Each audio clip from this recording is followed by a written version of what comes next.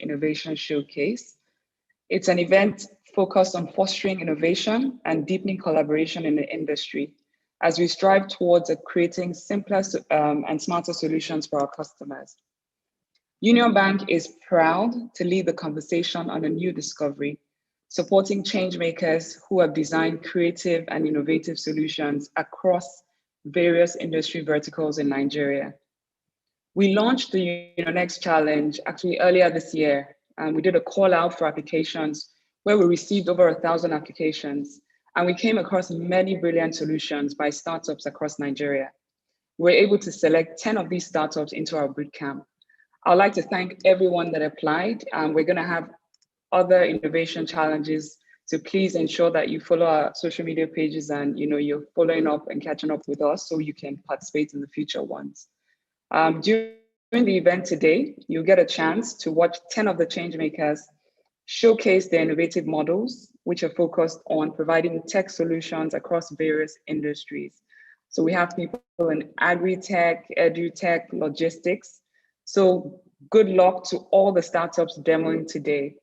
We also have some esteemed and experienced judges who and also investors in the audience. So definitely give it your best shot to all the startups. Our CEO, Emeka Okonkwo, will also be on here to discuss the Union Bank's digital and innovation journey so far. So watch out for this. He'll be introducing a new and exciting product that we expect to solve some of the many challenges faced by players in the Nigerian tech ecosystem today. We also understand that banking has evolved and keeps evolving. So there's going to be a panel discussion with industry experts and myself, and it's going to be about beyond banking, innovation across ecosystems. So look out for that as well. We hope that you have a fantastic session today. Thank you once more for joining. Over to you, Quinta. Thank you very much, Lola, for that open address. Moving on to our next speaker, I'd like to welcome our keynote speaker of the day, who is Emeka Okonkwo. Emeka is a Chief Executive Officer at Union Bank, Nigeria. He joined Union Bank in 2013 as the Executive Director, leading the corporate banking and treasury business line. As the bank embarked on its transformation, he was responsible for rebuilding the business and strategically positioning Union Bank for success in the corporate banking space. Welcome, Mr. Okonkwo. Good morning, everyone, and thank you for that introduction, Quinta. Again, thank you for joining UnionX Innovation Showcase, a celebration of innovative ideas and solutions. As you know, in Union Bank, innovation is a key part of who we are, and it has been crucial to our growth over the past years. We pride ourselves in being a 104-year-old startup. That means that we have over time combined the wisdom of age, the flexibility and agility that innovation brings. In so doing, we have done a couple of things. We have focused on providing simpler and smarter services to our customers that allows them to spend less time banking and more time actually living their lives, which is what life is all about. We don't want banking to become something that becomes a center of the plate for our customers and robbing them of the ability to spend their time the way they want it. So this focus on simpler, smarter banking has really driven our innovation culture as we constantly explore newer and essentially more intuitive ways to serve our customers. Our journey to becoming a leader in innovation began in 2014, and it's involved a couple of things. Number one, we have had to redefine our strategy over time to ensure that it's in sync with where we see the bank being into the horizon as we look into the future. It also involved revamping our workforce, making sure that we have the right suite of skills for the right set of people, and ensuring that the people are equipped and trained to have the right mindset to be able to deliver these innovative services that we are so proud to be associated with. Last but not the least, it also involved re-engineering our platforms and processes for efficiency. So when you experience us in the marketplace, you see a bank that is innovative, that has simpler, smarter products, but more importantly, that operates in a way that is re-engineered, to give efficiency and value to our customers. So over these years, we have taken strategic steps also to foster innovation culture, both within and outside the bank. So what we are doing is not only within Union Bank. Of course, we do a lot within the bank, but we also know that part of what the story should be has to involve what is going on in the outside. So we do both. In this regard, our champions are our employees, and they continue to work hard to develop innovative solutions for the market. Our internal innovation challenge is one of the platforms that has helped us unearth creative solutions by our employees over the years. One of such solutions is one that we are particularly proud of, which we launched a few months ago, which is the M36. It's a digital investment platform offering a wide array of investment products and services that is curated to bring users closer to their financial goals. The good thing about the M36 is that it's a platform that we can actually flex to do other things as far as our customer service and innovation is concerned. So really watch that space, because over time, you will find out that M36 will metamorphose from being primarily an investment platform into a lifestyle platform. And that is something that we're very, very proud of. On the external side, the Union Bank Innovation Challenge series, continues to showcase and support local innovation, technologies that enable our, country to grow and our economies to prosper.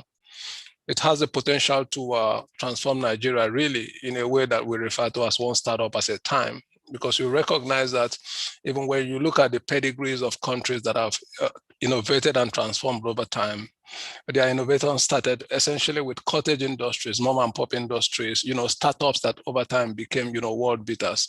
And that is what we are looking to curate in Nigeria. A few of the examples: in 2017, we organized the Centenary Innovation Challenge, as part of the activities to mark our 100-year anniversary.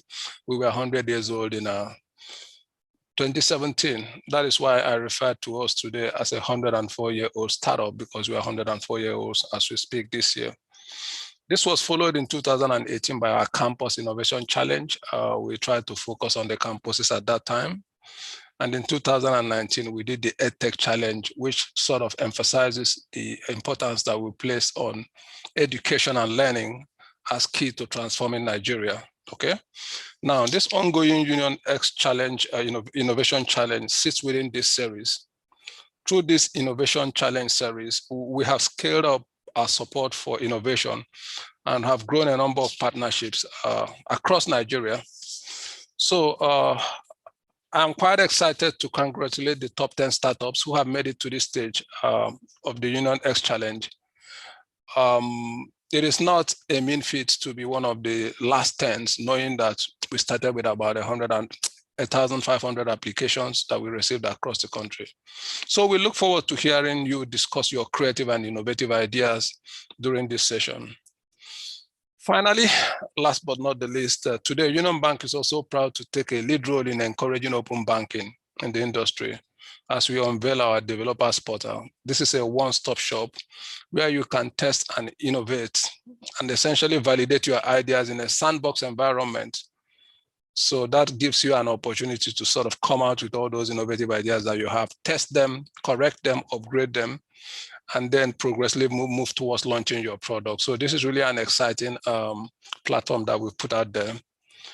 It highlights our commitment towards driving agile innovation and collaboration with the startups to enrich our bouquet of services for our customers as their trusted leader.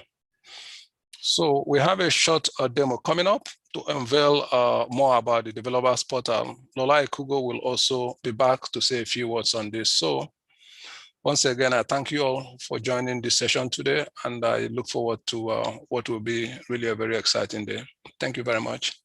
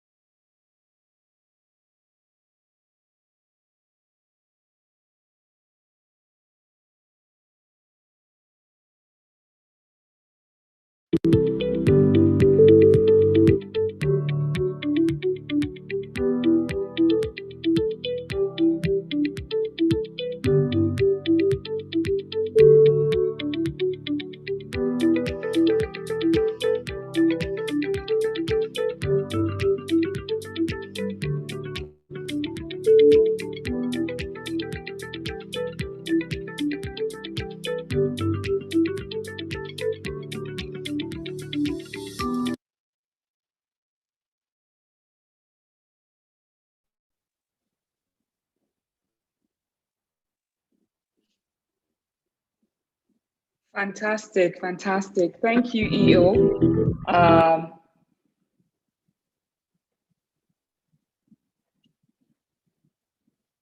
Fantastic. Thank you, EO, for that wonderful speech and also opening up and unveiling the developer portal.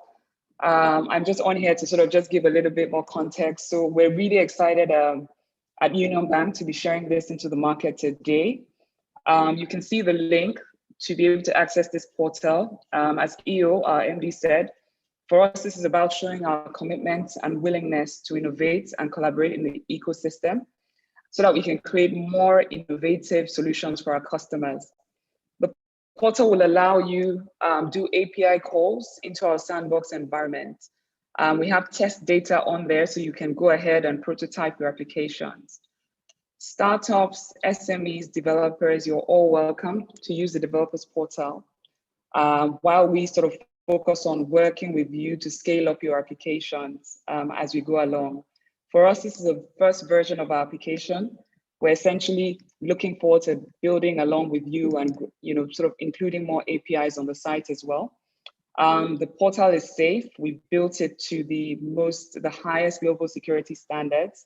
It also complies with the CBN security requirements and guidelines. The APIs on there are actually very easy to use. We have API documentation on there containing instructions on how you can use them, how you can integrate with us. We also have contact details on there if you have any issues. For us, we look forward to providing more solutions for the market and collaborating with ecosystem players out there as we strive towards being Nigeria's most trusted partner. We're also going to send out a poll during the session where you'll be able to sort of see, we're sort of asking you to give us feedback on what sort of APIs you want to see going forward on the platform. So I just want to thank you again for coming on, and I look forward, the whole bank actually looks forward to you logging on, subscribing to the APIs, working with you to develop more creative solutions for the market. Thank you. Over to you, Quinta. Thank you very much again, Mr. Okonkwo, for your wonderful keynote address, as well as Ms. Ekugo. We appreciate you both very much. And that leads us actually to our fast poll question. It should be pulling up on your screens at the moment. The question is, which APIs would you most like to see on Union Bank's sandbox and developer portal?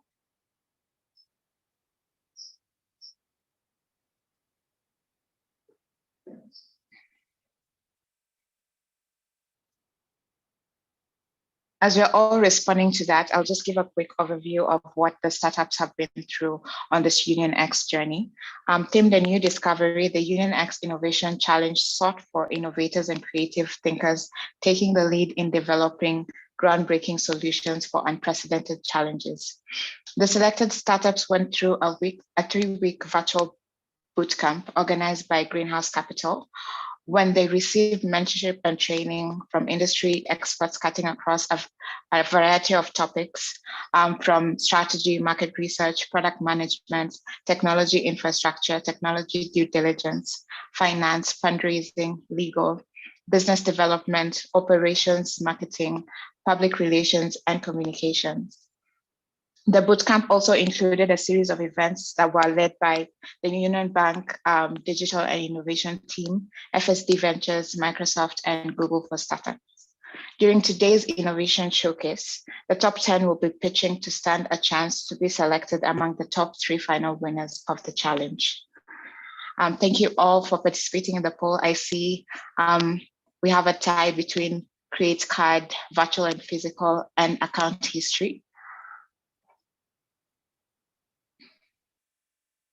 Thank you all for that participation.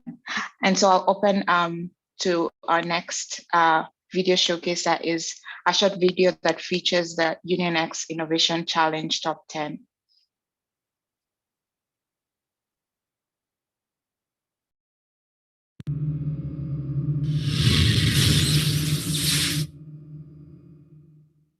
The UnionX Innovation Challenge is basically an external innovation challenge which is open to the public, that is being run by Union Bank. It is titled A New Discovery for this year. For us, one of our key aims is really deepening innovation and also expanding our customer offerings through providing new innovative solutions, working with promising startups to potentially identify, deliver, and integrate some of these solutions into our ecosystem. The UnionX Innovation Challenge started off in March, where we received over 1,000 entries from wonderful startups all across Nigeria. Unfortunately, we had to streamline and select about 10, which was a difficult task. So thank you for all the people that applied. And so we brought the 10 startups into a boot camp. They've been in the boot camp for about 4 weeks now, working with Greenhouse Capital, essentially training them and sort of building them so that they can actually grow even more than they had before. Vita is an edtech company that is laser focused on reducing the skill gap and unemployment across Africa. So we aim to solve this problem through a framework that mixes industry-tailored courses or curriculums with entertainment to deliver in-demand skills to as many young people across Africa. Growth Drive Africa is an active learning model platform where we put together personality types and then map out into career fit, and then we do a pool of equipped talent coaching program. It's a career coaching program, and then we match talent with the companies that need them with the right fit. Logan is a last mile delivery company. We do this by engaging well-trained and customer-focused delivery companies. OneID Tech provides digital identity as a service for Africa. At Quizak, we use technology to drive engagements for corporate training and for schools. Udemy is reimagining the way people and organizations think about talent. And essentially, we're doing this by blending behavioral psychology and machine learning to help people and teams find the best career talent fit at over 90% accuracy. UnionX is a real estate investment firm that allows you to access real estate investment at a very low cost. At Vistabites, we are rapidly replacing cash in hands of millennials by providing a more faster and efficient way for you to pay, request, and split necessities with your friends. At Tifos Technologies, we are enabling digital transformation in the intercity mobility and logistics space. Simplifix is a startup that is building a digital marketplace ecosystem for grain dryers, silos, cold rooms, and warehouses. The next steps for us will be to host a pitch and potentially get our winners from there who would have access to funds and some other packages that we've also made available to startups.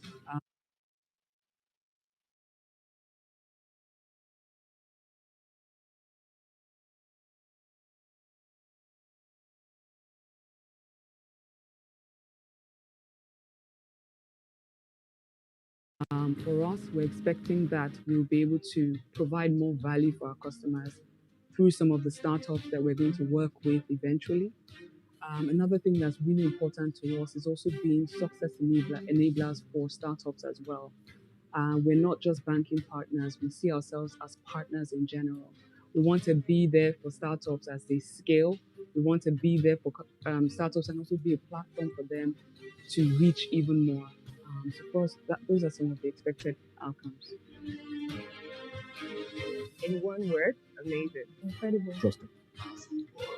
Amazing. Energizing. Great. So super pumped. I feel very favored to be part of the UnionX Challenge 2021.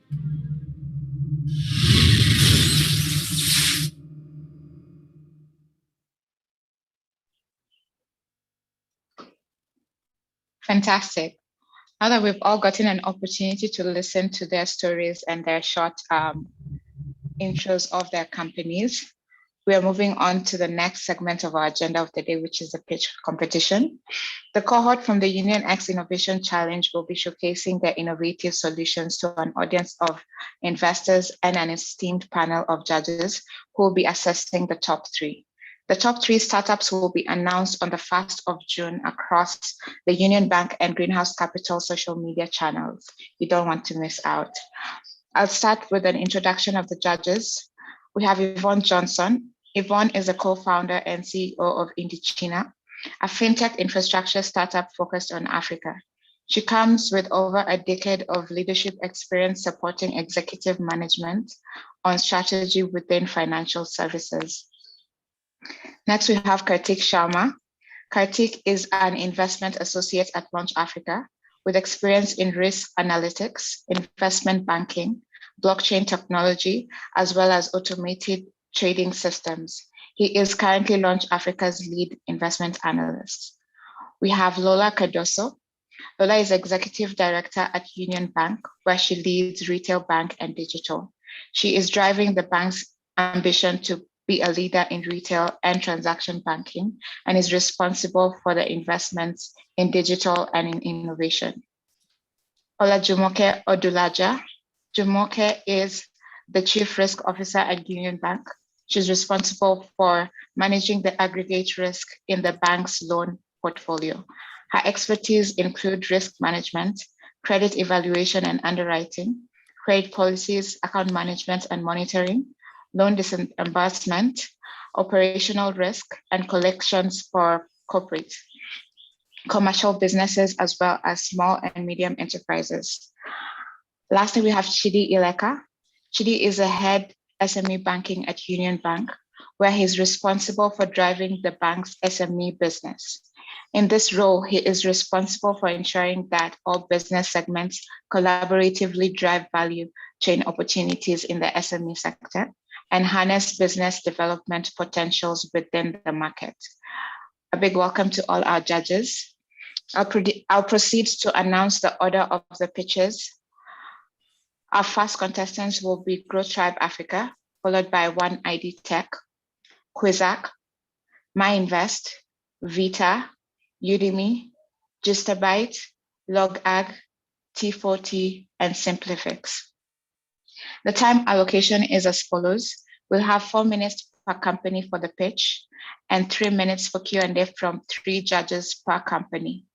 The judging criteria merits are as follows: business model, traction, innovation, technology, team, integration potential, as well as value to UBM. Our first contestants are Growth Tribe Africa, a recruitment company.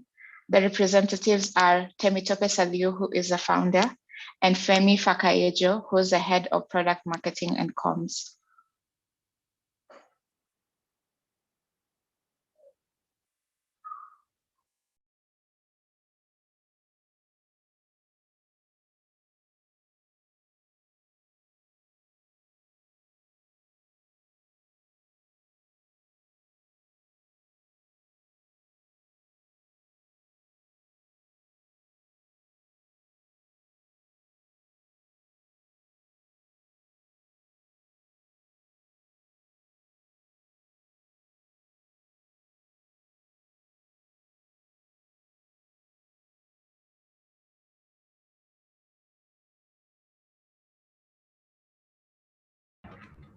Good morning, everybody. Good morning, everybody. My name is Temitope Saliu Thomas, and I work with Growth Tribe Africa, an active learning model platform that is watershed for education, career coaching, and recruitment. In the past 3 years, we have trained over 30,000 young job seekers and careerists across Africa, with a larger percentage of them in Nigeria on digital skills and future of work courses. And then we realized that the learning model we were given to them was not sustainable. It was based on sensitization and awareness on this future of work and digital skills courses. And then we realized also that there was a gap in capacity building and the innate career competencies needed to be employable. And then we decided to pivot our business model into a more sustainable learning model, to an active learning platform where people are supposed to understand who they are as a person, take a personality test, and then map them into a career that suits their type of person for the future of work, and then go through a career coaching program called the Pool of Equipped Talent. Now, and then match them with the companies that suits their vision, their values, and also the kind of cultures for kind of successful careers they choose to have. And then we made it our purpose to accelerate work satisfaction for African talent, to do the kind of job that suits who they are in an organization that matters. Also, we envision a future workplace where there's synchronization with personality types, acquired skills, career choices, and the organization culture that suits them for career satisfaction and to positively affect companies' bottom line. Our mission is to educate and equip African talent for the local and global job market, for increased income, a wholesome career, and to foster economic growth. Now, what is the potential? What is the need of the market? For unemployment, job seekers are finding it hard to know the kind of careers that suits who they are. They're also having inadequacy in interpersonal skills, career competencies, workplace intelligence to give them this employability value. Thirdly, they're not knowing where to even find and understand the company they want to apply to, the company's value, their vision, their culture. Fourthly, they do not know how to create and build a successful career. In the same vein, employers are unable to articulate and communicate their vision, their value, their culture to the talent market. Employers' churn rates keeps getting higher, inadequate learning is happening, and hence workplace redundancy. And then the solution that we pivoted to was to help this talent discover their personality types and the career that fits them, learn the skills that is required to transition into a new role or improve on their current role with our EdTech platform, of course, on our career coaching program for them to be able to understand their career growth and success and development, and also to help organizations and talents find the best fit and personal synchronization for each other. And then we came up with a 4-part product, which are individual standalone products, but can be used intertwiningly. We have Balance, which is the personality type tool, which helps people find their personality types and maps them into the career and what they need to do and to be better at their workplace. We have the Upskill Africa, which is the EdTech platform. We have the Pool of Equipped Talent, which is PET, and then we have the Show Glass for employer and talent matching. What is our market size? Our market size is about 70 million people that is the total available market. We have 3 million unfilled jobs annually by Statista, which is the serviceable available market. And our obtainable market from this is just to have 50,000 employers, job seekers, careerists yearly. Now, there are several competition in the market which validates this product. And then we are benchmarking with Just4, which is Jobberman, Great Job, Starten, and Placement.ng. Here's our competitive advantage. We have the personality test. We have the EdTech platform to be able to gain better career and professional career upskilling. We have the career coaching program, and then we are matching people with jobs that suits who they are. Our business model will be freemium and premium for the Balance, which is the personality tool, and the Upskill Africa, which is the EdTech. We're going to be based, and also premium for advanced results and advanced learning. We also have the partnership to impact and growth focused organizations. And then we have the subscription for employers. Our revenue forecast in 12 months is that we're having the Balance tool at $30. We want to grow from 25 participants to 500 in a year. For the Upskill, we have $50 per course. And then for the Pool of Equipped Talent, we have $500. And then for the Show Glass, which is the talent matching, we have $50 per month for employers. In 3 years, our revenue forecast is this: with 50,000 serviceable obtainable market for each one of the products Balance at $30,000, we're looking at $1,500,000 in 3 years. For Upskill Africa, which is the EdTech, we're looking at $2.5 million. For Pool of Equipped Talent, the career coaching, we're looking at $25 million. And for Show Glass, we're looking at $25,000, which is a talent matching platform.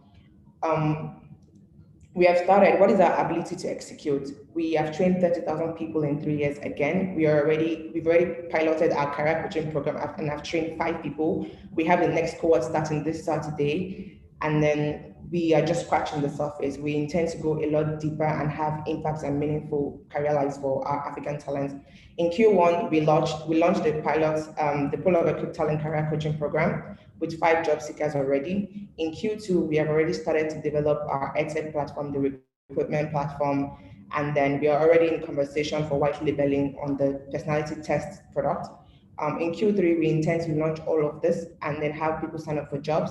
In Q4, we intend to expand outside of Nigeria as well. What is our ask? We are asking for $300,000 to build our product. I am the engineering team needed to buy our personality test white label and take on large projects to scale. We're looking for introductions with Thank you very much, Temitope, for your presentation. Sorry. Thank you so much. I'll hand over to the judges for questioning.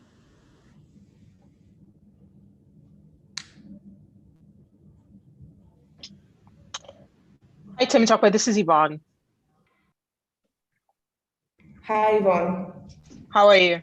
I'm good. How are you, ma'am? Okay, not bad, not bad. Well done so far. I just have one question. It seems like you're tackling 3 things at the same time when you think about recruitment and when you think about kind of capacity building with the coaching and education. So maybe broadly 2 things, right? And so the question is why the multi-focus? I mean, yes, these are big problems. Capacity on its own is a big problem. Recruitment on its own is a big problem. But is there a reason why you want to handle kind of just more than one of those at the same time? Thank you. Yes, thank you. So based on the feedback that we got in the surveys that we did, we realized that there is redundancy at work because of these reasons. And every other competitors just do the recruitment or the education, but there is no match in between all of this. And then we decided that, you know what, we will not just be those people who just match people with jobs or maybe educate people. We want to be able to educate our people and also match them with this companies that are suitable for them. So yes, that's why we decided to take it on. At the moment, we're taking it one step at a time. At the moment, we have just the career coaching and the test at the moment, and then we do the recruitment since we don't have that many people at the moment. So it's one step at a time for us, but that's the end goal. The entirety of it all is the end goal. I hope that answers your question, Yvonne. Yes, it does. Thank you. Thank you, ma'am. Yeah, thank you for that presentation. I just had a secondary question about the personality tests that you're speaking about. How accurate are those, and can we rely on those to give us insight into how successful a person might be in a specific position? Are you backing this up with science? Do you have studies around this? How did you come to a specific test? And just tell me more about that. Got it. So thank you, Katik. Yes, there was a lot of intensive study for the past 1 year on this. And then we realized that people are not doing well at their jobs because of the kind of people that they have sometimes. Now, what we're choosing to do with our recruitment from the research that we've done is to profile job roles that are available and build a persona of the kind of person that suits it. I'll give you an example. Conga, for instance, has the culture of not advocacy, but a friendly culture. Now imagine somebody who is more of a type person working there, and then we profile this job role and the company from industry to company to the role to the team dynamics to be able to understand how the personality fits into this role and their skills and their values and all of that. So yes, extensive research was done in over a year. It's still being done, and over again, we are accurate for the need of this. Thank you. Great, thank you. Yes. Okay, yeah, this is Chidi. I don't know if I may ask a question. So in the last 1 year or thereabout, you said you tested about 30,000. I mean, you trained about 30,000 people. So yeah, how did you make over 30,000? So how did you measure success, and how did you fare? How did you measure success? How did you fare against that measurement? Got it. Thank you, Chidi. So in the last 3 years, we have trained about 30,000 people. This is in partnership with Google. We have a partnership with Google at the moment on 3 different programs, but we're speaking now on the digital skills. It was good training, but we realized that it was more on sensitization. So when we did the impact assessment, it was based on basic knowledge, but we wanted more and we decided to pivot. So yes, in the 3 years, our impact assessment was roughly 10% on the impact that we did based on the people that we have trained.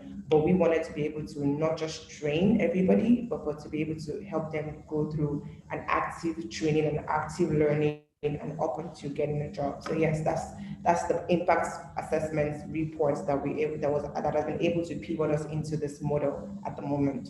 I hope that answers your question, Chidi. Thank you. I'm sorry. Thank you very much. Have one more follow-on question. Before we move on, I just wanted to hear just two seconds about the team and whether you have someone who's tech-driven on the team. Okay. All right. So there is me, who is the founder and most importantly, the growth and partnerships lead. There is Adeyinka Adefowe, who is advisory and also our recruiter. There is Femi Fakayejo, who is a product marketing comms. There's David Akara, who is a director in the company and advisory, is the global head of digital at DHL. There's Wura, who is our operational manager, and there's Adeni, who's our product and data manager at the moment. So yeah, this is the team. This is the A team. Okay, great. Thank you so much. Thank you. Thank you, Temitope, for your presentation and the judges for the wonderful question. We'll move on to our next contestant. That is from OneID Tech. They're a digital identity company represented by Lekan Salami, who is the CEO, and Toby Taiwo, who is the tech lead.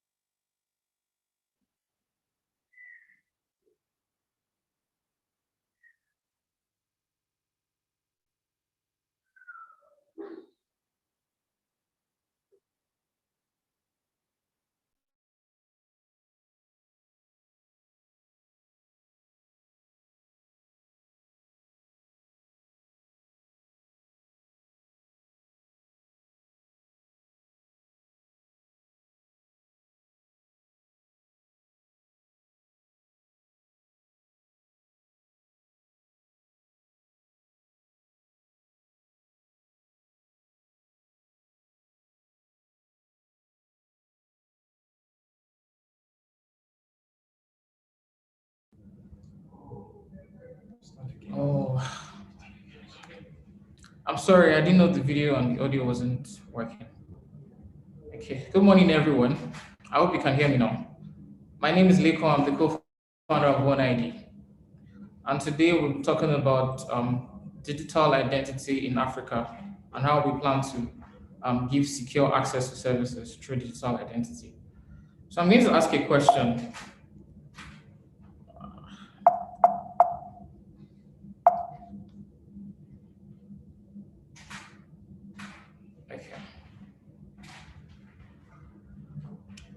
I'm going to ask a question. The slides is not moving. Sorry, the slides is not moving. Excuse me.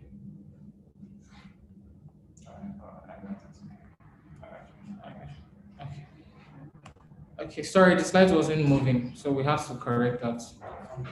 Yes, so we want to change how people access services through digital identity in Africa. It wasn't moving. It's working now. Okay.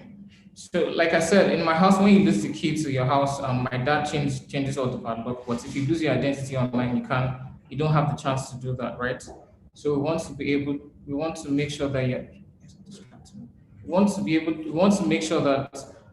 you know, even if you lose your identity online, you don't have to worry about people using your identity for impersonation. And for a lot of people in Africa who don't have digital ID or any forms of ID, it is easy for you to just steal their identity and impersonate them, use that for any fraudulent activity. And this is the team. We're just ordinary people trying to build extraordinary products, of course. And yeah, identity theft is a big issue. And in 2018, 15 banks lost $39 million to identity-related theft. And according to Deloitte, that number is going to increase to $6 trillion by 2030. To give you a context, $6 trillion is what Africa's GDP is going to be by 2030. And of course, you have the top 3 affected countries in Africa. And that should also give you an insight into how we're going to expand. So what's the solution we are bringing? If you watch Men in Black, then you know that these people are not referred to by their names. They are referred to by code names. So this is what we are giving to you. You no longer be called Kartik Sharma or Chidi Ileka.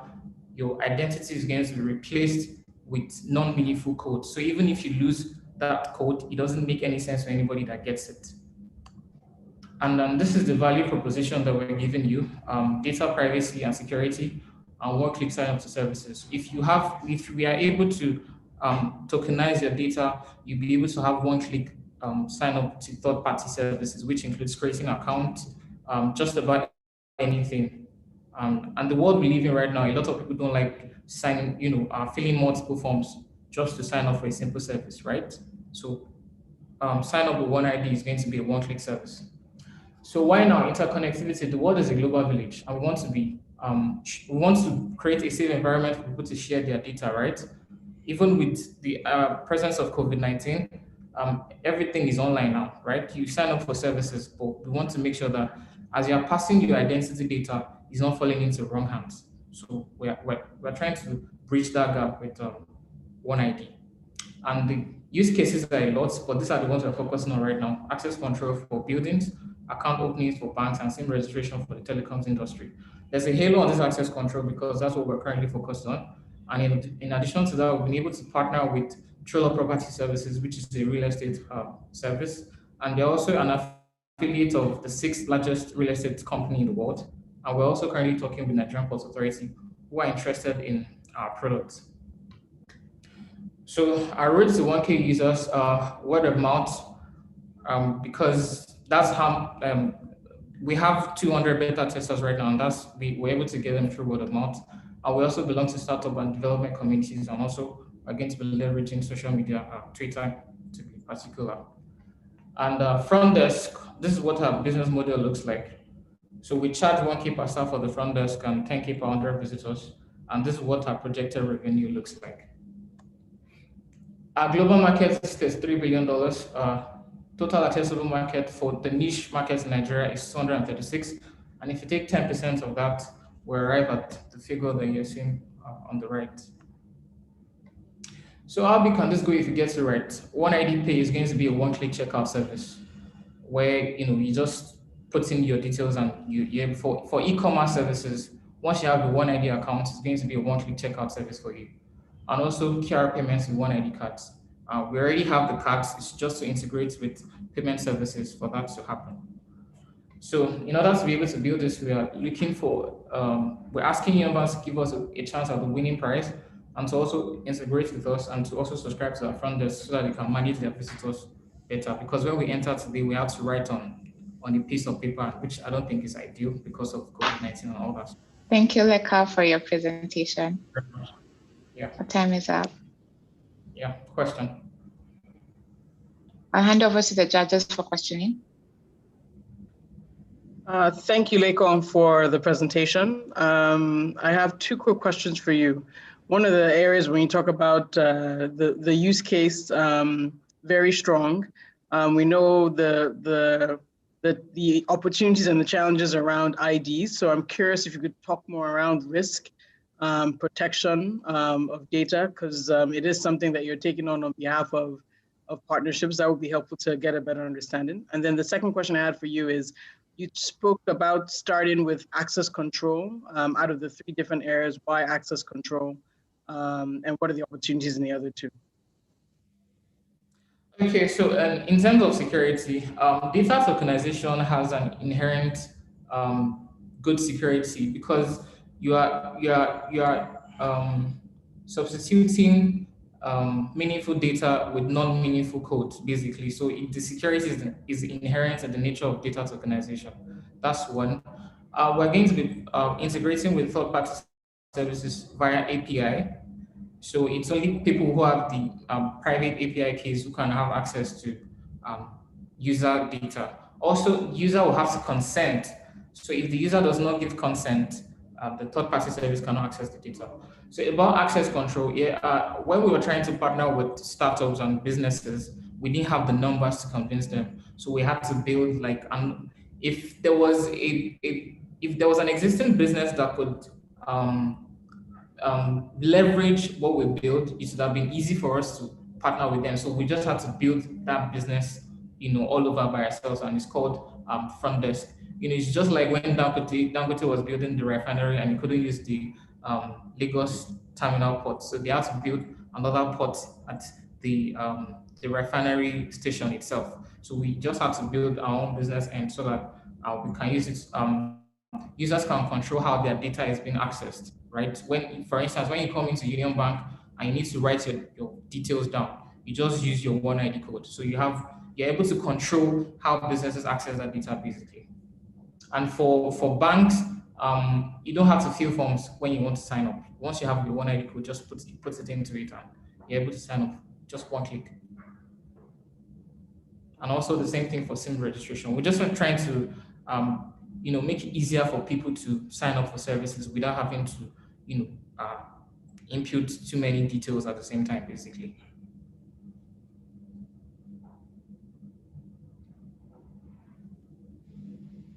I have a question. All right, go ahead.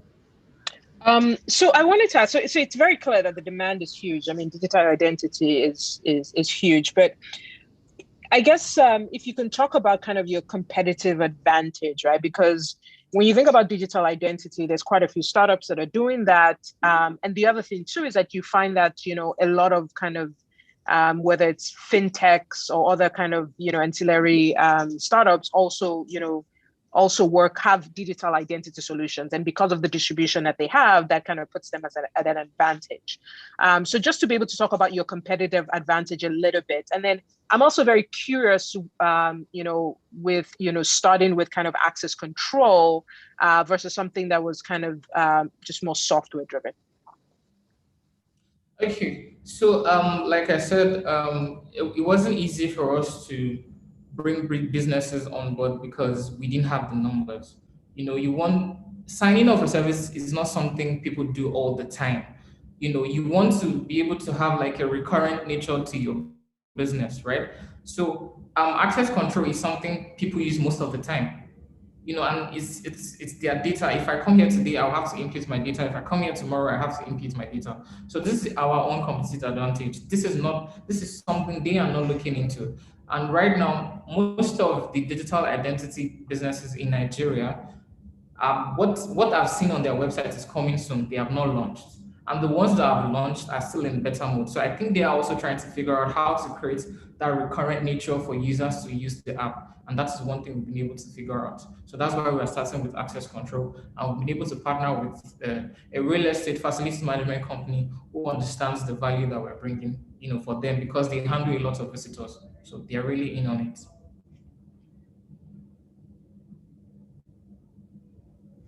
Thank you. You're welcome. I just had a quick question because I've worked in this space before, and I assumed you were going to be using some sort of private keys and hashing all of the information that you receive from the customer, right? And this was one of my primary concerns, and someone also raised this question in the chat, which is, what if those private keys are stolen? As we've seen in this market, it's very, very difficult, and people prey on this. Let's say, for example, a customer has all of his, payment information and everything already placed, and if those private keys get stolen, wouldn't someone just be able to, hack your way into your bank account, for example, very, very quickly? Okay, so at the moment we're not starting with payments. We don't take any payments information because we understand we need a high-grade security system to handle that. So we've not been looking into payments, but at the end of the day, that's where we're going to head into. But like I said, the very nature of data tokenization itself makes it difficult for any third party to access without having the consent of the user, right? And we use JSON Web Tokens to verify, like most of the businesses that are coming on board have to be verified. So if there's a data leak somewhere, we're able to quickly nip it to know where it's coming from. And I think the private data, the private key lasts for about 10 to 15 seconds before it expires. So whoever is selling that key has to be within the organization anyways. So, you know. Thank you so much, to the judges for your question and to Leka for your presentation. We'll move on to the next contestant, who is from Quizak. They're an edtech company represented by Tade Samson, who is the CEO, and Awogbemi Tabiloba, who is head of tech. Welcome.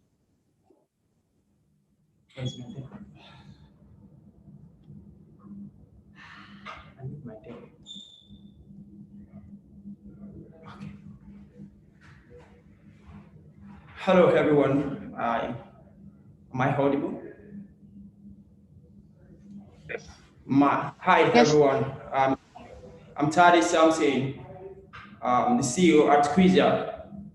Allow me to present to you Roland. Roland is a student, but he doesn't like to learn. And when forced to do so by his parents, he dozes off just 10 minutes after. But give him games such as Roblox, he'll play for straight 3 hours without getting bored. Roland's low attention to learning continues to affect his studies. However, everything changed when we introduced Quizak to Roland.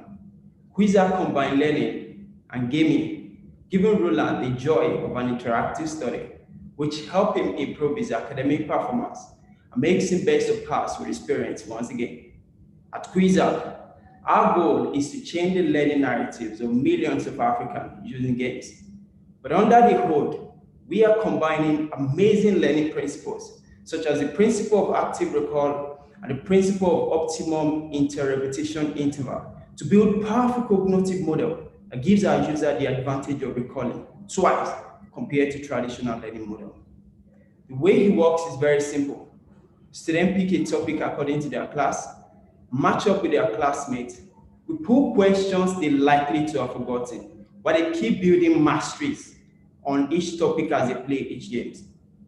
Since our pilot launch in 2019, we've been able to register over 13,000 users with more than 135,000 contents learning on our platform.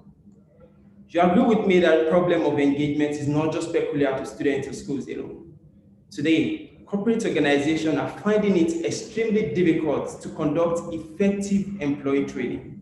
At Quizak, we're presenting a solution by providing them with a gamified approach to corporate training. And in that respect, we're already in partnership with Mission Africa International and an advanced stage partnership discussion with Microsoft, Jobama, and Ejima from Ghana. Our business model is a simple subscription-based model. For parents, we charge just $3.5 per student per month. And for corporate organization, we charge between $400 and $2,000 per annum. Our opportunity is so huge, with a total addressable market size of $427 million per year, broken down by the segmentation of our target customer. In our year 1, we're projecting to do $150,000. In our year 2, $500,000. In our year 3, $1.5 million, amounting to just 0.5% of the total market. We've recognized active individuals doing something awesome in this space, but we know that our competitive advantage is the fact that we use artificial intelligence to build content customization that helps prolong users' retention. And these are innovative advantages, as recently won us the African Excellence Award for the most innovative gamification platform in West Africa. In 2021, we've got multiple goals, one of which is to launch a partnership-driven online competition between different schools to promote inclusive and fun learning. And we're thrilled to work with UNOVA to help deliver this tournament nationwide and spread the word to more schools. And the benefit of this to Union Bank is having every of our students open a Union Bank account at the very early stage of their career. And because we're promoting quality education, we would be assisting Union Bank in fulfilling their commitment towards SDG 2030 goal around quality education. And we will as well be thrilled to partner with Edu 360 arm of Union Bank to help take the fun of learning to more students at a wider range. Thank you, Tade, for that presentation. I'll hand over to the judges for questioning.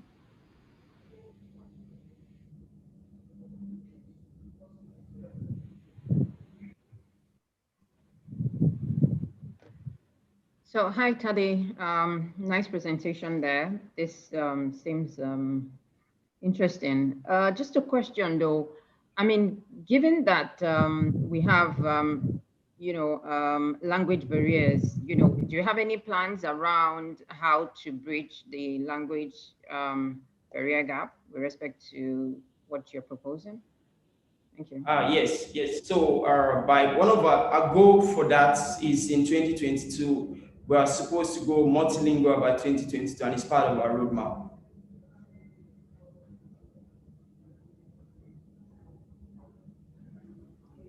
Tade, I have a couple of questions for you.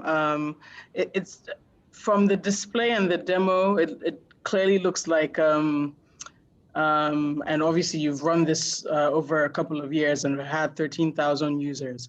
Can you explain to me sort of the lessons learned, insights from the 13,000? I'm also curious because to the extent that there are a number of learning and gaming type offerings today on the marketplace, what distinguishes this versus the others, and is it a particular target market that you're targeting? Thank you, Lola. Awesome question. So, what distinguishes us first and foremost? What we've learned over the time is the fact that we wanted to ensure that we're not just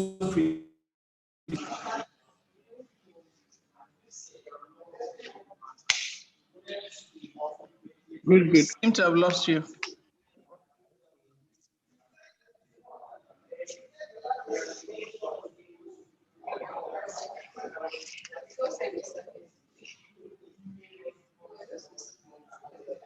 Yeah, I think I have the same problem as Lola. We can't hear you, unfortunately. And I'm not sure if it's the same for everyone else. To ensure that we are delivering the promise we are delivering to our users. Okay, so Tade, we just heard you, so you might want to start from the beginning because we missed a good portion of your response.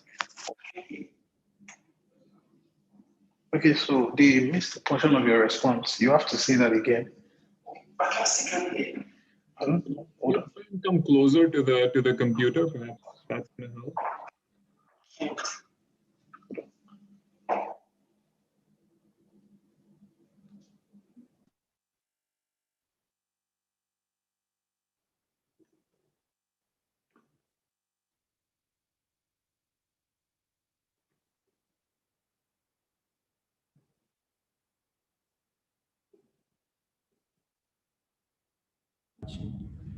Oh, sorry, I wasn't hearing. There was a technical issue, but I think I'm back now. Yeah, okay, we hear you now. Let's go. Okay.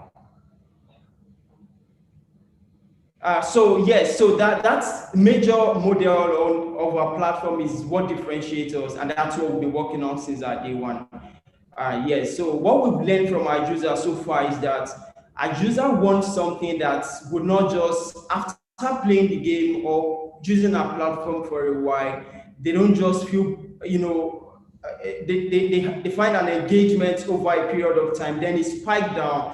We don't want that to happen. That's what we've been learning from our user over the course of a year that we launched. But what we are doing is we're able to integrate the concept of gamification using AI to ensure that we're able to add mission challenges, and those challenges come with a lot of extrinsic and intrinsic reward. And these are what keeps our user going on the platform.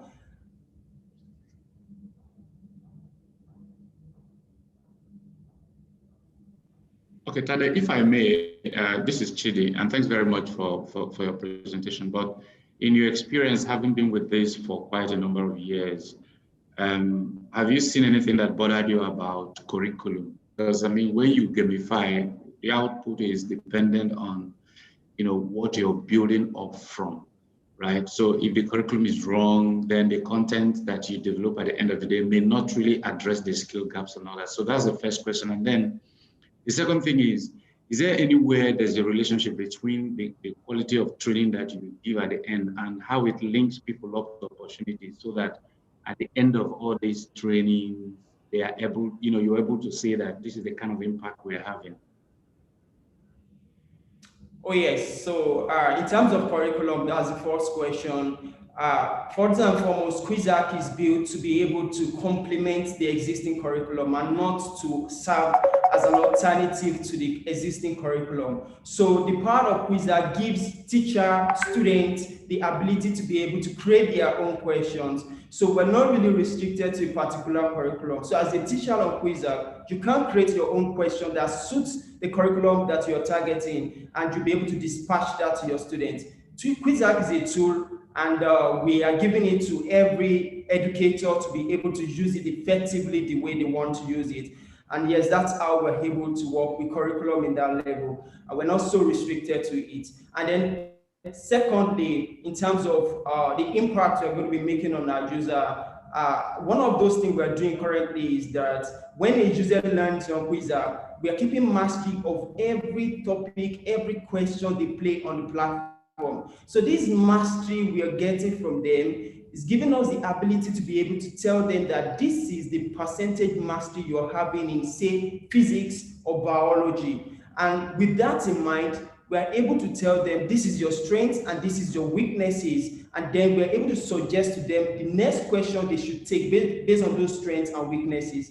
And even to complement that further, we're working with a lot of partners to be able to distribute soft skill training on our platform, which is going to be very helpful to millions of youths in Nigeria currently. They'll be able to learn soft skill training, and they'll be able to be, use it as an advantage towards their employability career. Thank you very much, Tade, for your responses, and to the judges for the questions. We'll move on to our next company. That is MyInvest. MyInvest is a property tech company and is represented by Agolana Jose Maria, who's the founder and CEO, and Emmanuel Obara, who is the co-founder and CEO. Welcome, Jose Maria.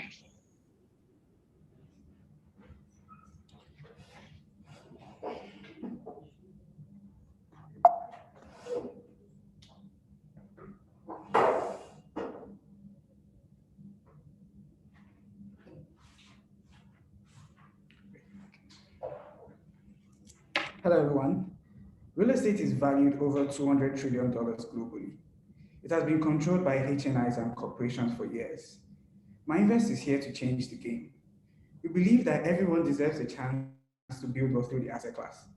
My name is Jose Maria Agolana, and I'm the co-founder of MyInvest. MyInvest is simply a real estate investment platform that allows individuals to invest in real estate fractionally with as low as 5,000 naira. We've identified 3 core problems. The raised entry price point, which means that real estate is naturally more expensive than any other asset class.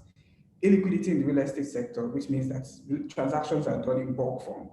And wealth inequality, which means that the gap between the rich and the poor is continuously getting wider and wider. We're solving this by providing fractional investing. Individuals can invest with as low as 5,000 in a real estate property. There's a secondary market that allows people to sell off their stake in a particular property. And we are providing diverse real estate investment options suited to users' goals and needs. We believe this is the right time for this product because our population growth is expected to double in size by 2050. We have a housing deficit of around 22 million units, and we are currently producing around 100,000 units. We are meant to actually be producing 700,000 units every single year to meet the demand. Technology adoption. MyInvest is uniquely positioned to provide access to real estate investment options digitally. Our TAM is around 30 billion, and we're looking at 5% of the serviceable market, which is around 1.1 billion in the next 5 years. This is our product listing that has our income plan, rental plan, and special plan. And we have a product user dashboard that allows our investors to know exactly how much they've invested, their total net worth, their returns, and the latest investment options coming up. Our business model, we actually charge a 5% commission on fixed income investments, For equity-based investment option, we charge a 5% stake on the commission on the investments we make and a 15% management fee. Our traction so far, we've partnered with 3 developers between August and today, last year, August and today. We funded 8 projects, diverted the total of $80,000 to real estate projects, paid back around $10,000 to investors, and we made the revenue around $9,000. User growth between August and now is around 113% with a total of 246 users. Adoption strategy, our partnerships, we are focusing on partnering with cooperatives, asset managers, and pension funds, as well as real estate developers. We're also leveraging on communities such as our Telegram group, where we have over 300 active participants that we enlighten them about investments and real estate. We are leveraging on social media influencers to push our brand to a larger audience. We have competition, but we're really focused on providing affordability in the market and convenience. And right now, we're actually the lowest in the market. One of the key competitive advantages that we have is the personalized real estate investment portfolio. We provide diverse real estate investment options. We allow individuals to actually sell off their assets when they are done. And just the convenience of investing is really cool for us. The collaboration between Union Bank and MyInvest would be fantastic because we're actually looking at partnering with M36, which is the latest product from Union Bank, whereby we provide real estate asset allocation to them. We're also looking at partnering with Union Flex accounts where we can provide banking services to our users around the digital wallet and cash management integration. You know, real estate is a cash generating asset class, and we believe that we can provide financial services to our users long term. We are currently raising our pre-seed, which is around $250,000. And our team has been fantastic so far. We have experience in civil engineering, accounting and finance, product management, and computer science. Thank you so much. Thank you so much, Jose Maria, for keeping time and for your presentation. I'll hand over to the judges.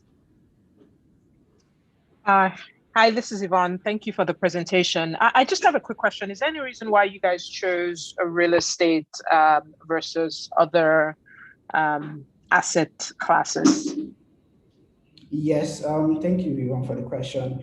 We looked at different asset classes and we thought to ourselves, we wanted to empower people in the long run. And one of the highest valued assets in the world globally is real estate. And we wanted to bring this highly rated asset class to the masses. So we set out to actually bring that access to a lot of individuals. And that's why we picked it, because of the hugeness of the asset itself. And so also add to that, if you look at other asset classes, people can functionally invest in it, more like your stocks, your mutual funds, your ETFs, crypto and a couple of others, agriculture, but really related to that asset class, which is a second asset class that nobody's fractionally investing in. So we might invest in the game, you can have people choose across other asset classes with no one missing. So my investment just comes to balance the equation, you know, give people fractional across all asset classes, you know, in general. Okay, cool. Just a follow-up question: what are the regulatory requirements for you guys? And I mean, where are you on that path? So we're currently processing our cooperative license just to be able to be very much in due diligence with the government so far. So that's what we're currently doing at the moment. Okay, thank you. Yeah, just to follow up on that, Yvonne, that's a very great point in terms of regulation, because I assume the way I see it, what you guys are doing is a private real estate investment trust, and there's a lot of regulation involved around there. I'm only familiar with US regulations, but for example, a real estate investment trust that's not publicly traded, first of all, can only be sold to institutional investors. I'm not sure how different that is wherever you're operating. And you need to get the appropriate licensing to be able to offer this sort of, and it's quite a sophisticated product. So yeah, just to add up on that, but given the license that you're currently working towards, does that allow you to offer this product? So thank you so much. Yes, it does. So when you look at the real estate trust, they're basically like a basket of real estate assets all combined into one. But what we are providing is like individual asset class that individuals can actually, so it's kind of different in that kind of, in the model we are looking out for. And our cooperative license actually allows us to be very, in terms of the regulatory aspect, in terms of, we're actually in due diligence with regulators to make sure that the cooperative license provides our business model, allows us to do what we have to do in that sense. So we're not really like, we don't operate like a proper private REITs or public REITs. So just a clarifying point there. So you'd be able to invest in specific properties instead of a basket of property. Yes, okay. yeah.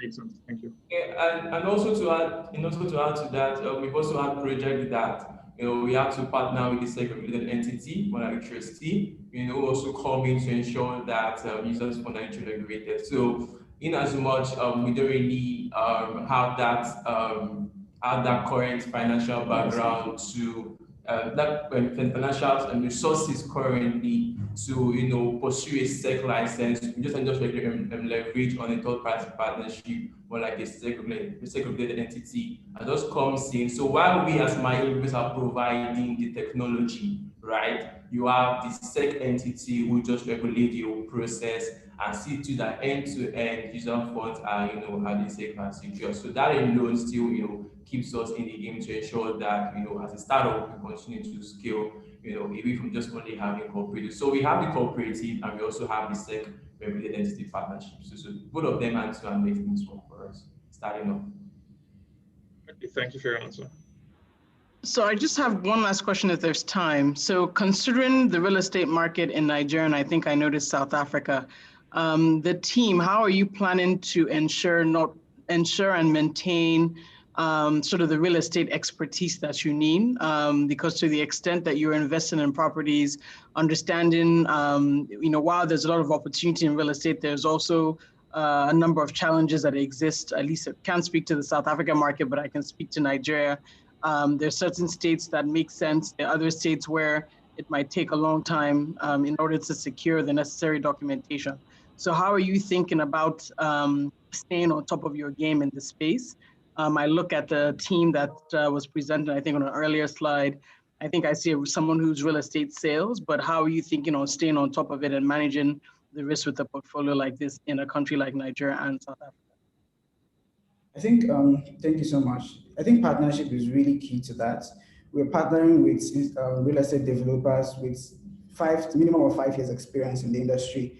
And we actually seek their counsel as well. Also in our advisory board, we actually have individuals, real estate developers that actually keep us in track of what's going on, especially in Lagos where we are operating right now. So we're seriously leveraging on expertise from real estate veterans and real estate developers that are on the ground that understand the industry in total. Thank you so much, Jose Maria and Emmanuel, for your presentation and your responses to the questions. We'll move on to the next company. That is Vita, that's represented by Daniel Odediran, who is the CEO.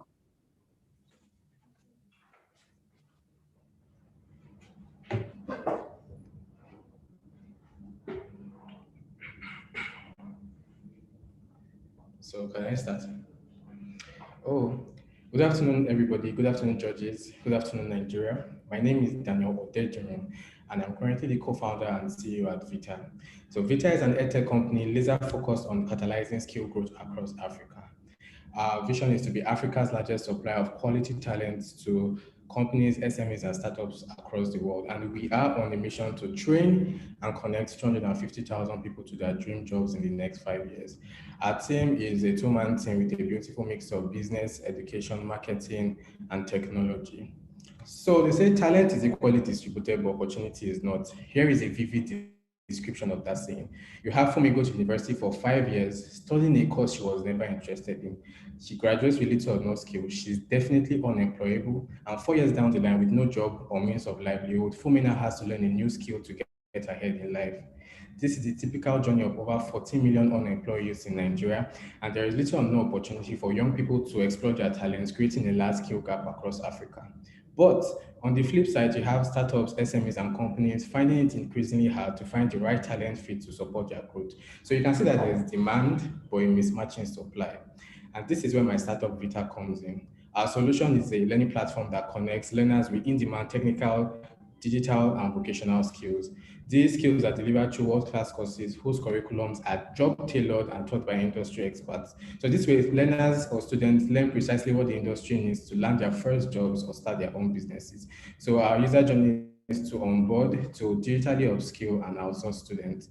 Aside that digital academy, we would be offering students portfolio and student showcase features that help them to showcase their projects to employers and to the world. Also, they will have course forums where they can interact with each other and support themselves. They will have career consultations and guides, and finally, access to job opportunities. Well, the e-learning market space in Africa as a whole is about $905 billion, but we will be targeting 50 million of that as a serviceable, obtainable market. Now, COVID-19 has completely disrupted how learning is currently done. And in the last 1 year, more people have lost their jobs than ever before. In addition to this, we can see projected growth in the number of smartphone users, the requirement for digital skills, and decrease in internet costs. All of these are explorable opportunities we see in this market. We have just two targets, customer target segmentations. We have learners and we have employers. For learners, we have undergraduates, core members, and recent graduates. For undergraduates, we're targeting people in their penultimate and final years. For employers, we have companies, SMEs, and startups. And we will be reaching these people with digital marketing approaches, word of mouth, and partnership with universities, NYSC, religious bodies, incubators, and accelerators, where you would find this target market. Now, we definitely have competition like Kobo Course in Nigeria, Udemy, Coursera. We also have indirect competition like YouTube and Google. But what makes us different is our end-to-end process, so our ability to not just train people, but at least outsource them to employers for them to find jobs. Also, our job-tailored curriculum. So we are not just going to train people on hard skills. We're going to train them on precisely what that industry needs. So whoever goes to our platform can get a job immediately after they are done, because they would have projects, assignments, and things for them to build their portfolio and grant them their experience. Also, the quality of our content and delivery is also something we'd hold there and have as a competitive advantage. And finally, our marketing strategies. Young people like flashy, amazing things, and we would be hitting them at their cores with amazing marketing strategies and a whole lot of value. We have various revenue streams. Our major one is one of purchase of courses. So an average complete course price on our platform will be 30,000 naira, and that's the average. Other revenue streams include career consultation fees, connection fees to full-time jobs, commissions from freelance jobs, and money from contractual jobs. Now, we have a projected revenue at 5,000 learners to be 150 million naira. So if you multiply 5,000 times 30,000, you get that figure. Our projected expense is 59.5 million naira. Now, as at 2023, at 20,000 students, we should be making 339 million naira, and 2024, targeting 80,000 students, 1.4 billion naira. Now, we have looked at Union Bank's digital transformation blueprint, and we fit beautifully in the following ways. In the area of skill development, we want to be Union Bank's digital, go-to digital academy for upskilling new and existing workforce. We're going to also offer split payment options to learners who cannot Thank you, Daniel, for your presentation. Sorry, your time is up. I'll open up to the judges for questioning. Okay.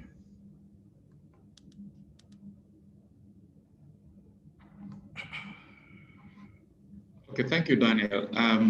My question is, it can be a question or a comment. It depends on how you read it. But have you thought of how adaptable this is for those who are seeking to be trained to start their businesses?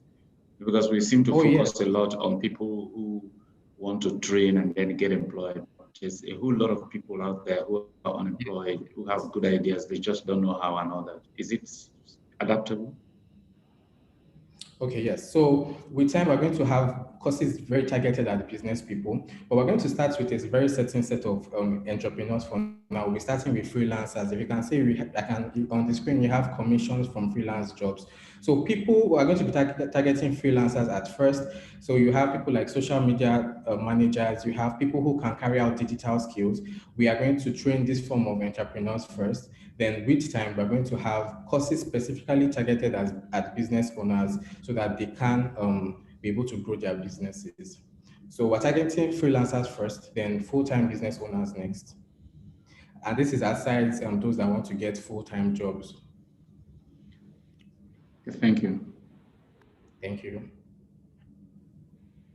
So Daniel, just to follow up, I mean, you talked about some of your competition and you talked about direct and indirect, and I see, 30,000 naira per course. Yes. Why would anybody choose to come to this platform versus your competition? I haven't heard that clearly. And what informs the 30,000 naira, given the target audience that you are initially targeting? Okay, So we have looked at the market. We have made extensive research, and 30,000 naira is we got that particular figure from looking at the market. So we looked at various other competition in the market, people that exist presently in Nigeria, how much they charge. Usually what you will find is people charging between 100 to 250,000 naira for courses, and based on the value we are giving. Aside that, we're also looking at the experts we'll be bringing on board. So we're bringing industry experts, and this has also informed our decision to charge 30,000 naira. And they will be having portfolio features, all of those things that would make a person get a particular job. And these are things that have informed our decision for our pricing. Now, in terms of competition, all of these other people basically just train you to have a hard skill, right? But what makes us different is the fact that we're not just training you. So we have job-tailored curriculum. Our curriculum would enable you fit in precisely into a particular job. So you have, for example, if you have a person wanting to become a programmer or a digital marketer, we're going to teach you precisely what you need to land that job as an entry-level digital marketer. We're not going to teach you more than you need to know. And that is something we see that is currently happening. You have people teaching over what people are supposed to know. And then when you need to upgrade your skill and move to the next level, we would train students on that. We'll have further courses to train them on those things. So those are strengths we see. And finally, the end-to-end process. So most other platforms just train you, give you hard skills, but what we want to do is to connect you to job opportunities. So while we're churning out talent pool, we'll be finding employers who would just take these guys off from our hands and land them their first jobs or businesses. So these are ways we plan to compete with the existing market. Our markets, they are beautiful people, they do amazing things, but we find these as opportunities because every young person out there who wants to learn a skill needs a job eventually. That is why anybody will learn a skill, basically in Nigeria right now. So this is how we want to compete, and we believe with our pricing, we can land that, yes. And there's also options for split payment. So students who cannot afford all at once can pay consecutively. And that is how we partner with Union Bank on that. Thank you very much for your responses to the questions, Daniel, and to the judges for your questions. We'll move on to the next contestant from Udemy. Udemy is a human capital management company represented by Omozino Ego, who is the CEO, and IBK, who is the COO. Welcome.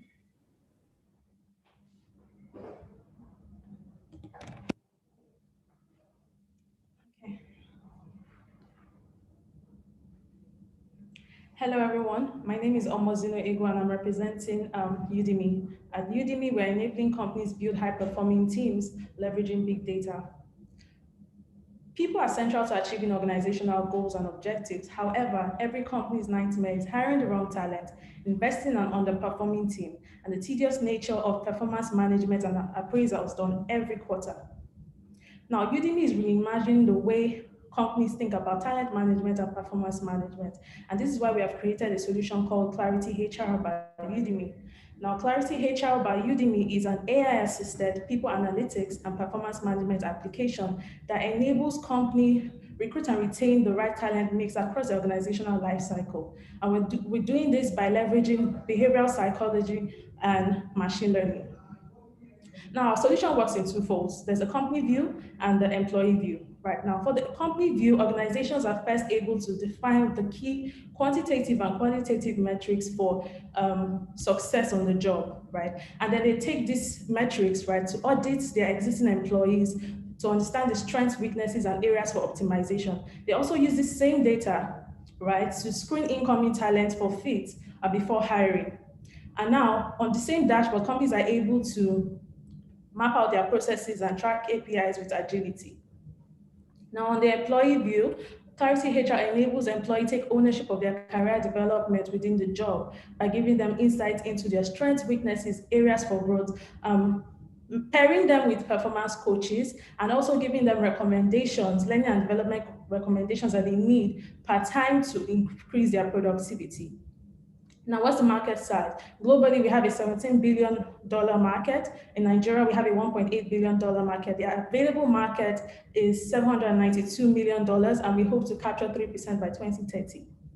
Now, in comparison to competitive realities within the market, Clarity HR is providing a holistic solution that understands African human behavior, is intuitive, and has a higher chance of adoption. We have spent 5 years prior to now understanding African human behavior, and we spent quite a number of time in R&D. Now, our business model is software as a service, coaching as a service, consulting retainers for high growth companies, and API integrations into third-party applications. And to acquire customers, we're looking to use 2 key channels: social media, online marketing through strong thought leadership, content, and affiliate partnerships with HR management consulting firms. Now, we're presently a B2C company, and as part of our expansion strategy, we are transitioning from that to a B2B company because we see it as a more viable option with a larger market opportunity. And in the next 3 years of this expansion, we're looking to move to earn $131,000 in revenue in year 1, and by year 3, $747,000 in revenue. We understand that Union Bank has a digital transformation mission, and people and process enablement is a key factor in achieving this mission. Our first proposal to Union Bank is to adapt Clarity HR to increase efficiency of her performance audits and tracking, people and team analytics, employee experience and management, and also to extend this value proposition to her corporate banking clients. As a company looking to grow, we're sticking a pre-seed fund of $350,000, which will be focused on perfecting our technology, our go-to-market strategy, and deepening our science.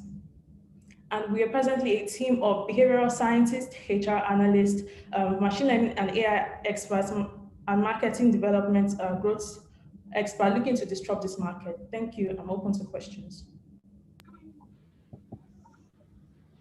Thank you. Over to the judges. Thank you for your presentation. I just have a quick question, and I guess it's really, how do you compete with the HRMS solutions? Because I think for the target markets that you guys are going after, the most kind of painful and pressing need is an HRMS solution, right? And once they have one, it's usually easy for those solutions to kind of add some of the more kind of behavioral components. So, I mean, how do you compete with that, with that particular product? Okay, thank you so much for that question, Yvonne. So we understand that in this competitor analysis that we have, we understand that the larger percentage of our market, right, is using the Slack, Google Forms to still run their HR system, right? And the solutions that are like Seamless HR and Jobberman, who have some form of HRIS system, we have provided, we understand that that's also existing. That's why in our business model, we have API integration. We know that people analytics is still a very young data set market right now, presently, because understanding African human behavior takes a bit of time. And most of these solutions don't have that framework. If you look at even foreign companies trying to play in this market, they have to still adapt their solution to suit the African market because of our complexities. We understand that, and that's one of our key strengths and our advantages in the market. So we've made provision for API integrations to also happen. We understand that there's a market for people to use our solution, and there's a market to collaborate with other solutions that exist in the market presently. I hope that answers the question. Just a question from me. So part of the problems you're trying to solve really is hiring the wrong people. And so apart from doing this competency thing, how else are you going to ensure that organizations are not hiring wrong? You also mentioned, training people, the right way. So how are you going to ensure that that happens exactly? And then is this your solution? Is this new, or has this been tried at all? Thank you. Okay. So to answer the first question, how do we ensure that companies are able to hire the right solution? So that is where understanding what the needs are. When it comes to hiring, one of the key factors that makes hiring difficult is first even articulating the needs. Now, is when the person has been hired and the first 3 months pass, organizations are able to understand a bit better what they need. So the first place we come in is in taking turning people's intuitive needs, right, to actual requests, data that they can use to be quantified, to quantify the person being screened for that role. And so we factor in a lot of things. There's personality, there's the work ethic, values, motivation, competencies. What are their intrinsic competencies? So somebody can say, I'm a creative person, but internally, by the time you quantify that human behavior, I'm a behavioral scientist, by the way, you find out that that creativity that the person has is just at 40%. Can it be increased? Yes. Now that's where we then, based on this data that we have gathered on this person, we can then administer a roadmap of learning and development recommendations. And so it's turning an intuitive, what we're doing is turning an intuitive, generally an intuitive process to a data-backed scientific and objective process, so that companies are able to spend less time, reduce errors, reduce risks that usually come with people optimization, and because people are central to growth.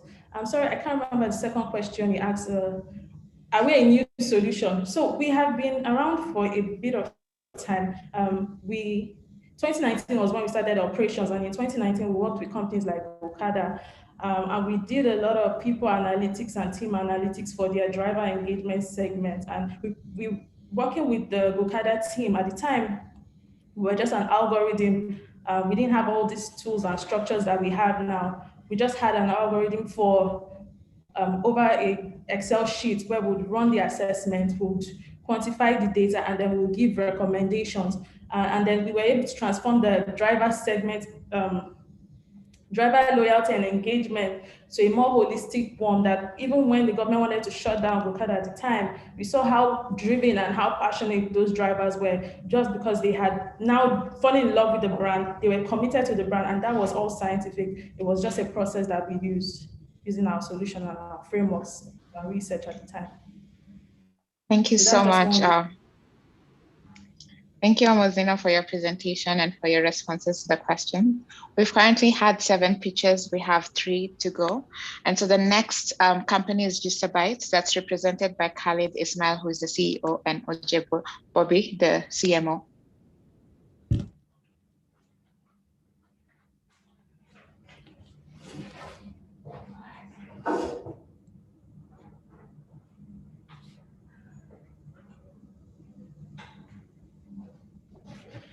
Ladies and gentlemen, did you know in 2020, 50% of total transactions carried out in Africa were made with cash? Vistabites is here to foster a cashless economy. Hello everyone, my name is Khalid Ismail, founder and CEO of Vistabites. Our mission is to create a world where money is mobile by providing faster and more efficient options for Africans to pay and get paid, with vision to become the leading social payment platform for Africa and the world. We are a team of innovators, problem solvers. I'm the CEO. I previously worked as a software engineer at Paga. Richard Ede is the COO. He previously worked as a community director at Finimize, a UK financial startup. Oj Bobby is the CMO. He worked as a consultant to defense headquarters in Nigeria. So why are we building this product? 40% of people that make payments online experience payment downtime, which can lead to delays and failure in processing payments. Transaction fees, on the other hand, are high and unaffordable. People still prefer to pay with cash. No tools currently exist for African millennials to split payment between friends. To solve this, we built Vistabites, a peer-to-peer payment network that simplifies how Africans can pay, request, and split payment between friends. With our current features, you can pay anyone with an email or a unique buy tag, request payment from friends, or remind them to pay you back, split bills from dinners, rent, and utilities with friends, pay bills such as airtime, internet, electricity, make bank transfers to any bank account in Nigeria for a small fee. According to Data Portal, with rise in demand in non-cash payments, the global peer-to-peer market has grown to 4.9 billion market value, which Africa has 21% of this market, which is growing 11% per annum. We are targeting 10% of this market for the next 5 years. Our targets are millennials and Gen Zs. We believe to feel connected, payment need to enhance friendship and not complicate them.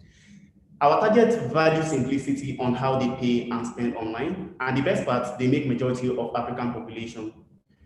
To target our market, we are looking at paid and organic leads through social media channel, building community around them through engagement and referrals with school, campuses, events, and word of mouth.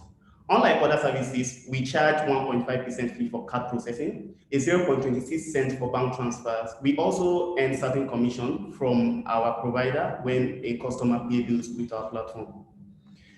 Our competitors are Abega, Bata, and the Digital Bank. To stand out from the competition, we built the split payment feature that allows anyone to split bills with friends, and a chatbot that simplifies how people can pay using their social media account, even if they are low on data. The average revenue, we generate $5.3 average revenue per month from one active users. With 2,000 active users, we can generate $126,000 in revenue in the next 12 months and $378,000 revenue with 5,000 active users in the next 3 years. In partnership with Union Bank, each Vistabite account can be linked and powered with Union Bank virtual account, integration with the bills payment system to our network, reaching more geographies with Union Bank coverage. As more integration as we build features and expand our products, creating a beneficial value for Union Bank and Vistabites. We are looking for $100,000 in funding to market our product, hire new talent, and reach 10,000 users in the next 18 months. Thank you all. We are open to questions and feedback are highly appreciated. Thank you. Thank you, Khalid, for keeping time. Over to the judges. Thank you, Khalid. Great presentation. So, I mean, in general, it seems like a great idea, but in a crowded market with competitors that already have strong distribution. So I guess my question becomes, what's the competitive advantage, right? And it's not convincing that it's on the feature side, right? So if you look at a big app, right, see what they did. It was just really just very great kind of digital marketing. There wasn't really kind of anything really new. It just kind of blew up, in terms of kind of fancy digital marketing. So I guess the question is, is that something you guys are thinking about? And, what else is the competitive advantage? Because again, great product, but it is a crowded marketplace and you have players that already have strong distribution. So how do you solve for all of that? Okay, if you see Abega and other companies out there, they don't have a strong distribution channel, which is where our targets are really located. If you see in campuses, schools, and universities, students or millennials are still there, and that is why we are targeting that aspect to reach more users faster. Also, on our competitive advantage, no split payment feature, and millennials split payment with their friends every time. So we introduced that to our platform, and also many people can't access their app even if they don't have data. So we streamlined that by creating a chatbot that simplifies how they can do that using their social media account like Facebook Messenger. Even if they don't have data, they can always use our platform. Khalid, thank you so much for that presentation. Just quickly, I wanted to understand what's your on-ramp process. So how do people get money onto the wallet? And secondly, what are the costs associated with having money on it? So what's your on-ramp process? And are there transaction fees associated to that? And also your off-ramp process? Okay, for you to pay anyone is free. So we only charge fees outside of the Vistabite ecosystem, which is if you would like to do bank transfers or use your credit card for payment. So if you link your credit card, we charge 1.5% fee. And if you make bank transfers to any other account in Nigeria, we charge a 0.26 cent fee. Yeah. Okay, and just following on to what Yvonne was saying, I'm going to echo what she's saying here, about this being a crowded market. I completely agree. What do you see as your go-to-market strategy? We've seen a lot of very, very similar applications in Europe that target, for example, university campuses, because people have to do, P2P payments there, and they have to split bills and all of that. So what's your go-to-market strategy? Okay, our go-to-market strategy is to create events in this school and campuses and introduce them to Vistabites that, okay, this is how they can benefit or use it for their own usage. Yeah. So we are looking at school campuses and using word of mouth for our go-to-market strategy. Yeah. Okay. And just one last one. I'm sorry, judges, I'll leave you more time for other questions. But are you at the idea stage? Have you launched? This was in the chat. Where are you in your journey, and are you guys post revenue yet? Yeah, we launched last March. We've already processed around 450,000 naira in transaction, which is around $2,000 also. So we are looking at launching our beta. We already have about 30 active users using our platform monthly. Yeah. And what is sort of the revenue to the firm based on that transaction volume? Okay, the revenue we've generated $63 since average monthly. We generate $63 average. Okay, great, thank you. Yeah.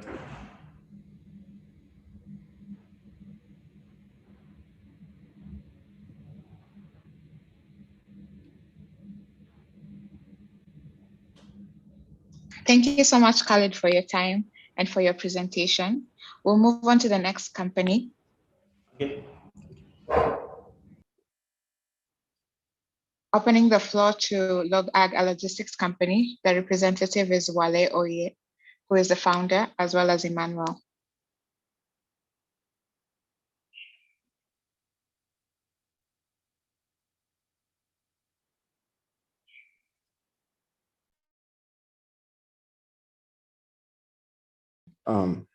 Hi, everyone. Can you hear me clearly? My name is Wale Oye. First, I want to say thank you for the opportunity. I'm here with my co-founder and lead developer, Emmanuel Aderibigbe. Again, I want to say thank you to Union Bank for the opportunity of education, of networking, and of innovation. Everywhere you look today, you'll find at least 3 different delivery companies within a 5 minutes time frame. We know this because we actually timed it, and we believe that this is commerce. So also there are Telegram and WhatsApp groups with over 500 delivery companies in Lagos alone. We added them up, and we believe that that's a market.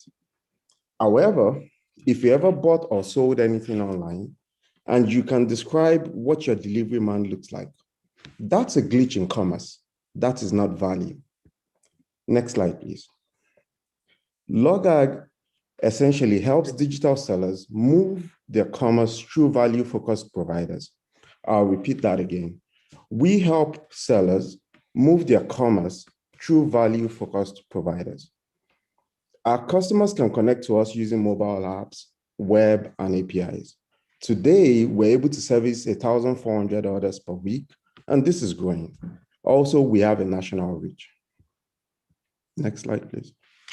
We built presentation. I can't see it on my end, and I'm not sure if the participants can see it either. I think it might be a technical problem. I'm looking at the picture, but I can't see it being presented. Yeah. All right, I can share my screen in that case. So my understanding was that, okay, someone is sharing now. No need. We can just pick up where you were there, and we can. Okay, so I believe that will be slide 4 or slide 3. One more forward, and one more forward, and yeah. So today, essentially, when you look at the typical seller online, what they're looking for are delivery companies that can help with pickup and delivery. They don't care about the amount, they just want efficiency and communication. Our customers today can connect to us through mobile apps, web, and APIs, and we're able to service up to 1,400 orders per week. We also have a nationwide reach. Please, next slide. Next slide. We built LogAg by partnering with Google's Firebase.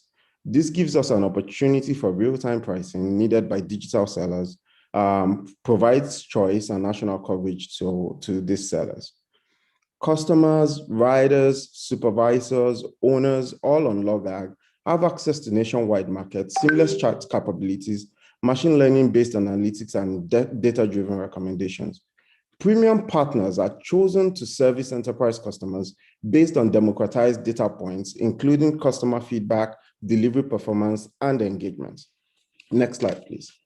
According to industry sources, as recent as February 2021, the e-commerce market in Nigeria is estimated at about $12 billion with at least 87 Nigerian e-commerce platforms. Please, next slide. We're going to talk a little bit about competition, or should we say it is competition? We do not think it's competition. We believe that it's possible for us to aggregate all of these partners, customers, international organizations, and delivery companies all on the same platform. Next slide, please. Our primary market is focused on the e-commerce platforms and social media merchants. We have a running operations today with application with our mobile apps on the app stores. We're able to today log out host 100 social media merchants, including Diary of a Niger Girl, who you might be aware of, and ACCA, the professional accounting body. We're also in extensive conversation with about 3 e-commerce platforms today. Next slide, please. Next slide. We believe that with Union Bank support, network connections, and of course, financial, we can break even within about 20 months and be on the path to profitability in the 3rd year. These growth numbers are predicated on access to about 50 diamond enterprises, including e-commerce platforms, and up to 500 social media merchants. Please, next slide.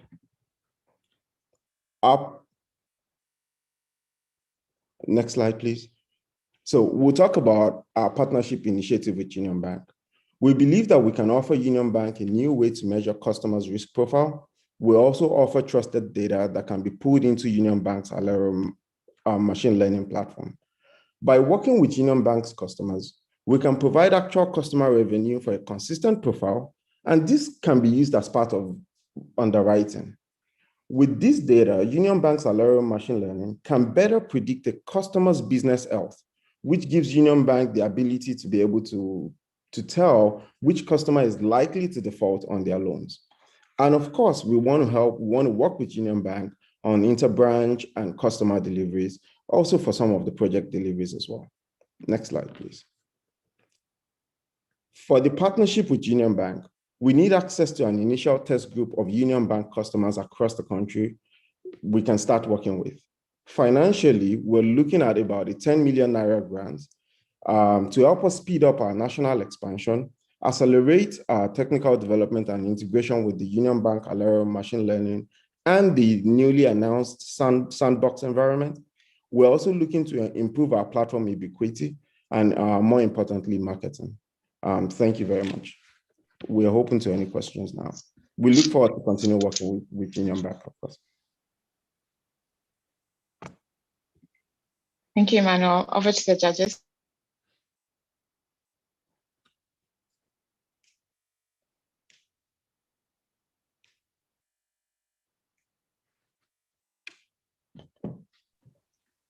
Thank you for the presentation. I think one thing as you've indicated, we know from the marketplace, at least in Lagos and across Nigeria, is that intercity logistics is definitely a critical opportunity. The question that I have for you is, and I think you indicated there are quite a number that exist, and I think you're saying the business case and differentiation is the transparency. The question that I do have is, in order to coordinate this, and you said nationwide, you've done about 1,400 orders or deliveries. What have been sort of your observations, insights? How have you managed the fleet or the drivers? What is your plan around managing the operations? While you've spoken to what the customers see, what investments have been made internally around the operations, and not just at the start, but also managing? Because we've seen a number of companies that have hit the market. They start off great, but then at some point, there are either issues with maintaining the actual fleet, the driver training, and even in many cases, things like traffic and things of that nature that hamper, that are beyond your control. So I'm curious how you've thought about that when you think about intercity logistics. Yeah. Thank you very much, Lola.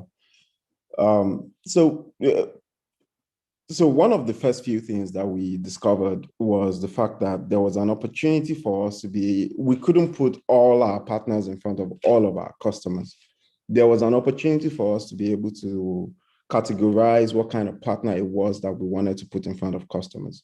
So in that case, what we did was we created a premium partner category that was based on one, customer feedback, two is what's their performance, three is what's the engagement with the platform. So with that, we're able to actually monitor what's happening with a partner on a week-to-week basis. So if a partner is going to start defaulting from the next week, using our machine learning integration into the system, we could already tell that this is what's happening. And usually that happens whenever it was that they were going to bring on a new rider into the system. And so we could tell that there was a change happening with their business. And then you touch, and that leads me to the next question that you asked around, what about things that are outside of our control, including riders and the delivery man, right? For example, that's a problem that we're dealing with today. We're working with talent recruiting agencies to be able to help provide basically a focus on what kind of riders it is that will be coming into the system and to allow our partners to have access to some of these riders. There are other situations, including traffic, that we're trying to solve for.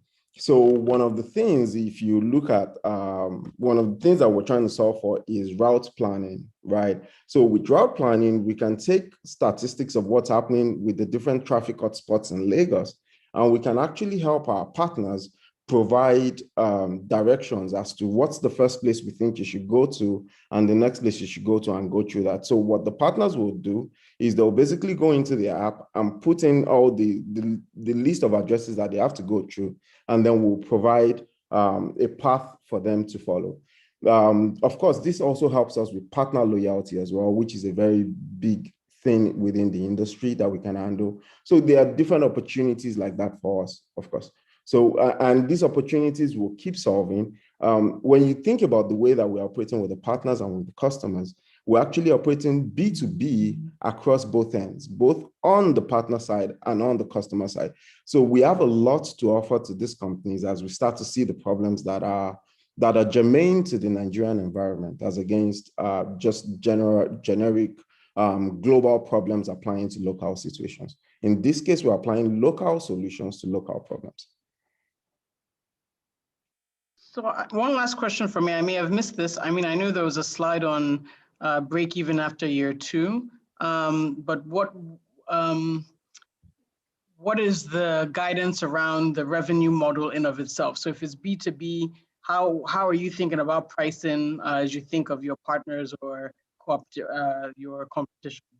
So today, our business model is basically focused on taking a little piece out of what it is that our partners are the business we're providing to them. So essentially, if we provide 1,000 naira business to our partner, we take a tiny little cut of that. So our business model is more on the size of the business that we're able to provide to these partners, and then they're happy to give us a little cut of that. With a national approach, what happens is we get visibility into everything that's moving from Lagos all the way into Enugu or into Akure, and we're able to take a little bit of that from that regard. I hope that answers your question. Thank you. Thank you, Lola.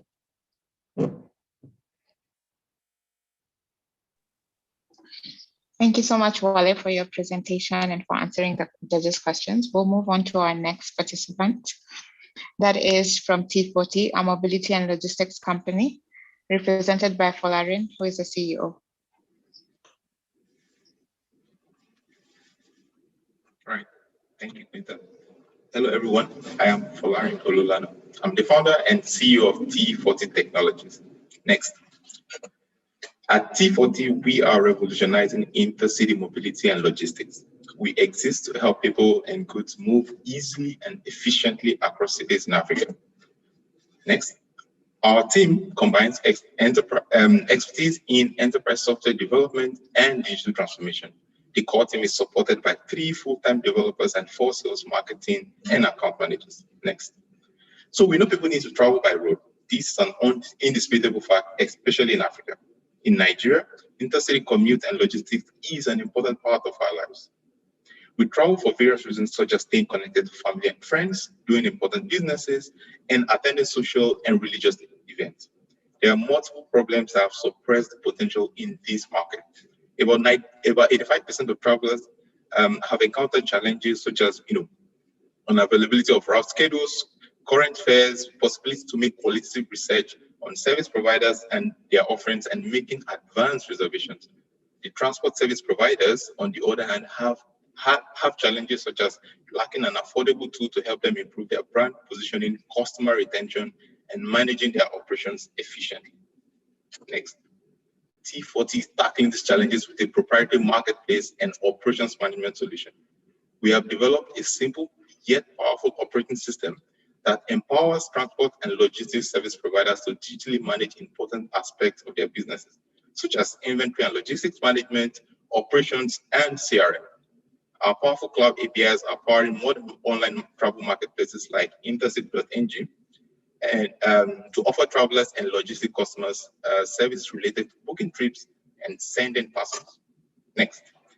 From the marketplace, an end user can search for available cars and buses, compare them, book them, earn loyalty bonuses, send and track parcels, and leave reviews. For the transport service providers, we offer a complete digital operating system that allows them to switch to digital ticketing and print function, tracking, logistics management, and improve customer relationship management. Next. Next. We are addressing a fundamental problem in a highly fragmented industry in Nigeria that sells 3 billion tickets annually, which is 150 times more than the 20 million tickets sold by domestic airlines annually. Over 90% of the transport service providers today are still not using any cloud solution to improve their businesses and grow profits. Next. We are the most vertically integrated player in this market, offering a complete operator tools for transport service providers and end-user applications for travelers. Next. Since our platform launch, T40 has grown exponentially with over 400 routes listed on the system. We've processed bookings worth over $5,000 in transaction value. We've secured strategic international partnerships with Google and global booking platform Redbus.com. Next. We are currently raising a pre-seed round of $250,000 to help us scale the team to continue to build an efficient product and scale our marketing campaigns to bring us to our target revenue of $1.5 million by 2024. Next. We have adopted a pay-per-use business model. We provide operators with pre-configured devices to get them running their businesses with our digital tools as quickly as possible. We earn an average of 2% per booking issued by the operator and 9.5% of ticket value for bookings originating from the marketplace. We generate additional revenue through ancillary products, licensing fees, and third-party advertising. Next, we look forward to integrating into the Union Bank network as we would bring our corporate clients who would need digital banking services for their new online sales channels that we open up to them. On the other hand, we would present these businesses to the bank for growth and expansion financing. Thank you for Lauren for your presentation. Yeah, happy to have your questions. Over to the judges. Great, thank you for that presentation. My concern is that this is a very, very fragmented market, and what I'm guessing is what you're betting on is that people will prefer to book their tickets in advance and have a digital solution to this. But do you see the bulk of the population going to this and purchasing their tickets before they go to the station? Because I assume that there will be a large chunk of the population who will still want to do that on site. And so how do you want to convert, or what's your strategy to get those people on your platform? We are primarily at a B2B platform, essentially. So we are providing digital tools for the service providers. For us, they are the main focus. So you're right. It will take a while for behavior change to kind of catch up with the larger populace.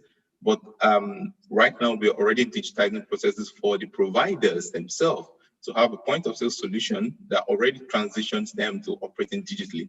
So using these cloud inventories nonetheless. So whether somebody buys in advance or goes to the station to buy a ticket, they're buying from some cloud inventory essentially. And these for the operators will help them drive B2C sort of transactions over time organically. But from the start, we're helping them transition, which gives them a lot of opportunities to apply ERP principles to reduce costs and open new revenue streams. That's the major advantage for a service provider to switch into using digital channels that we provide. Okay, thank you. So just to build on that though, because even though I understand it's B2B, but at some point the incentive even for your customers, your business customers, is what the runway is around adoption from the customer end. So I guess it would be helpful to get your perspective on how you see that playing out. I mean, we know that smartphone adoption and a lot of those tools that are used by consumers have certainly increased, but to the extent that there's a slower curve, how then does that impact your own growth perspectives, your growth prospects rather? Well, I mean, it does, but to a limited extent. Again, since we say as a general trend, we know, there's greater use of the internet in general across the continent. We sign of leverage the opportunities on either side. So from the B2C side, of course, this as this market continues to grow, as more people continue to opt to use digital channels, it grows our audience, but we still focus on the providers themselves, because for the providers, they would be right there to be able to leverage the opportunities from there. None of these providers that are still using these offline tools are leveraging many opportunities that exist, for them to increase their revenue, which is really disappointing, right? For instance, we were applying yield pricing to dynamic pricing models, ancillary products and services, which is a big potential for many of them, being able to increase their revenue by about 15%, without any additional operating cost increase. It's a sort of incentive for the providers to be able to decide to make the switch, right, from these analog models that they have today to the new digital models that are a lot more scalable for the next decade. Thank you so much, Folarin, for your presentation and your responses to the questions. We'll move on to our last company, that is Simplifix, an agriculture technology company represented by Ejike Ekwenibe, who is the CEO, and Dubuisi Ekwekwe, Head of Tech. Welcome, Ejike.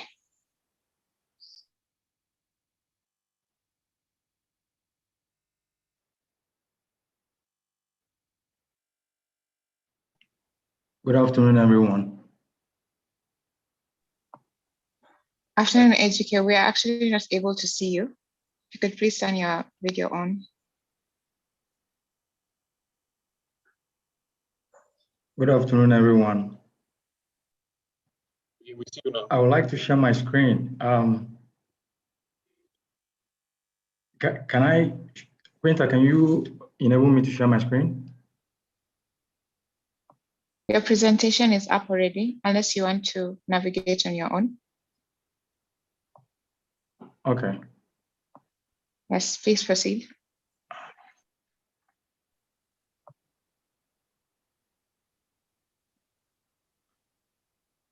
Can you move it to the next slide, please?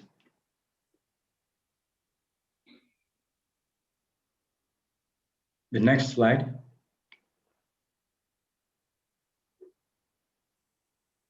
Can you move?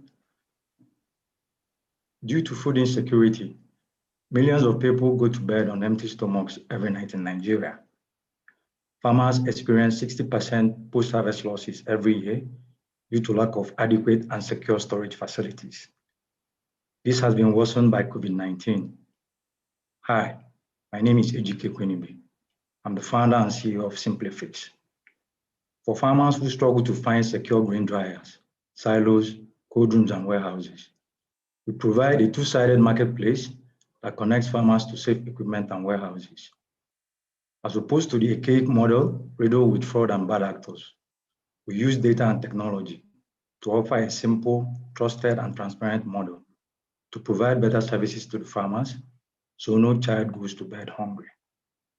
Next slide, please. Next slide, please.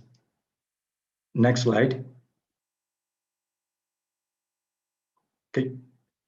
In Nigeria, farmers experience 60% post-harvest losses of farm produce. Farmers lack access to affordable grain dryers, silos, cold rooms, and warehouses. And there is information asymmetry between equipment property owners farmers, and business owners. Next slide, please.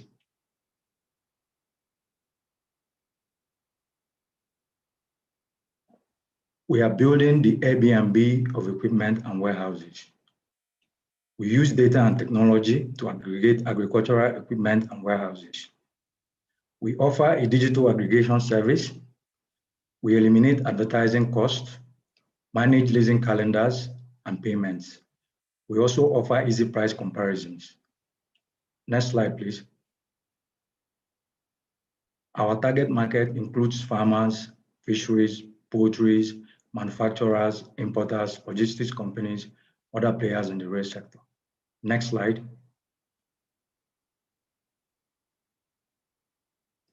Next slide. The size of the market, there are approximately 72.2 million farmers in Nigeria, and most of them are smallholder farmers. The warehousing and logistics sector is valued at about 250 billion per annum, according to the Logistics and Supply Chain Industry Report. Our addressable market is over 10 million, and our serviceable available market is 3 million. Next slide, please. We earn a 10% commission on each rental transaction on our platform. We also earn a 5% transaction processing fee from property and equipment owners for each transaction. Next slide.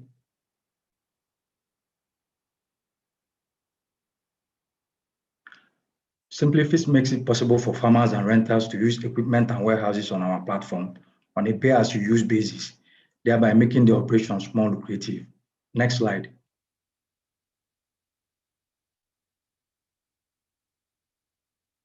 Our competition is traditional warehouses, whereas Simplifix offers digital aggregation service, manage leasing calendars, advertising, and makes it easy for price comparisons.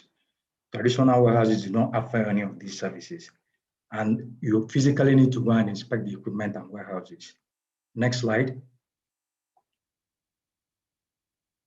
Our financial projection for the next 12 months. Our initial digital infrastructure is 25 million, and the recurrence and marketing staff payroll is 7.5 million. We hope to acquire 2,000 active users, and we estimate to make a revenue of about 40 million in the first year. Next slide, please. Next slide. Our integration strategy, we hope to help Union Bank to connect their customers in the agro, manufacturing, and other areas of the rail sector, especially those borrowing from the bank, to utilize the offerings on our platform to run their businesses in a more seamless and profitable manner and be able to repay their loans. Thank you very much, Ejike, for your presentation. Thank you for your interest. Over to the judges for questioning.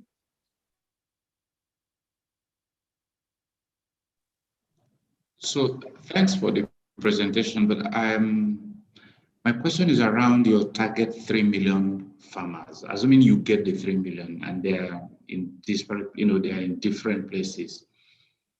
You don't have control over where the warehouses are. So are you going to be using aggregators, or how are you going to manage the fact that there are farmers spread across, there are warehouses not exactly in the locations where they are? And so how are you going to manage all of that, and who will have title to the goods when they are there? I assume the farmers, and they are smallholder farmers. So that area and how it's going to work operationally is a bit hazy in my face, if you can clarify. Okay, the farmers have cooperatives. We have the Rice Farmers Association and the cassava farmers, and we encourage them to come together as a group to pool their produce together. And we've partnered with logistics companies like Zido, who will transport the produce to the point of delivery. The rice farmers are mostly interested in drying their grains. So we use grain dryers to dry them. And then we also partnered with Agempo. And Agempo, what they do is they connect the farmers to off-takers, people who off-take these produce from them. So we are trying to build a seamless offering. So once the produce is delivered to us, Once the farmers are ready, the trucks will take delivery, take the rice to the grain drying point, and from there, again pull offtake, and then the produce is also delivered to the buyers. So that's what we're doing. Thank you.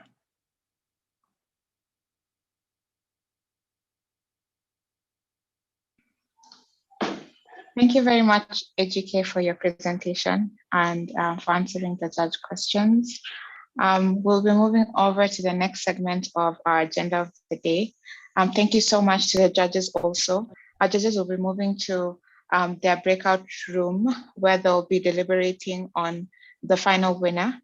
As I had mentioned earlier, the winners will be announced on the 1st of June on Union Bank and Greenhouse Capital social media channels. So please be on the lookout for that. Up next, we have our second poll question, which is, what was your favorite pitch? The question should be coming up.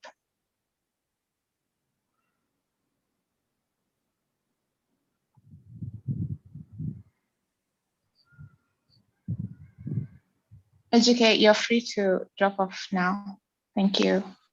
Oh, okay.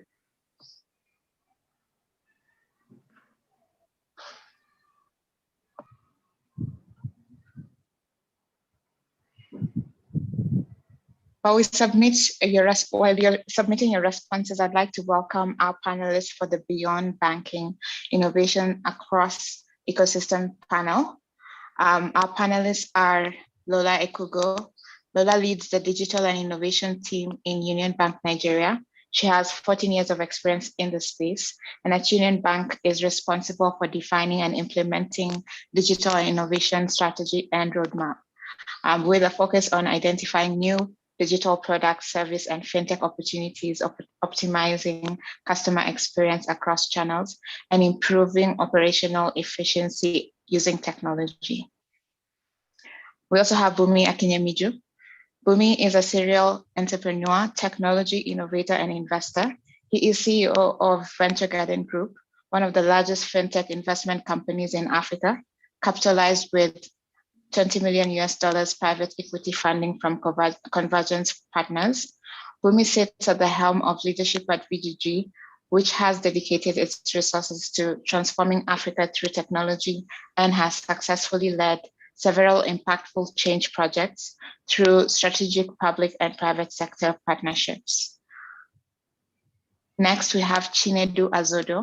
Chinedu is a co-founder and chief growth officer at Max Nigeria, a pioneer West African mobility startup, backed by elite global investors and corporations such as Novastar Ventures, Techstars, Yamaha Motor Corporation, Goodwill Investments, and Breakthrough Energy Ventures. We also have with us Ope Adeoye.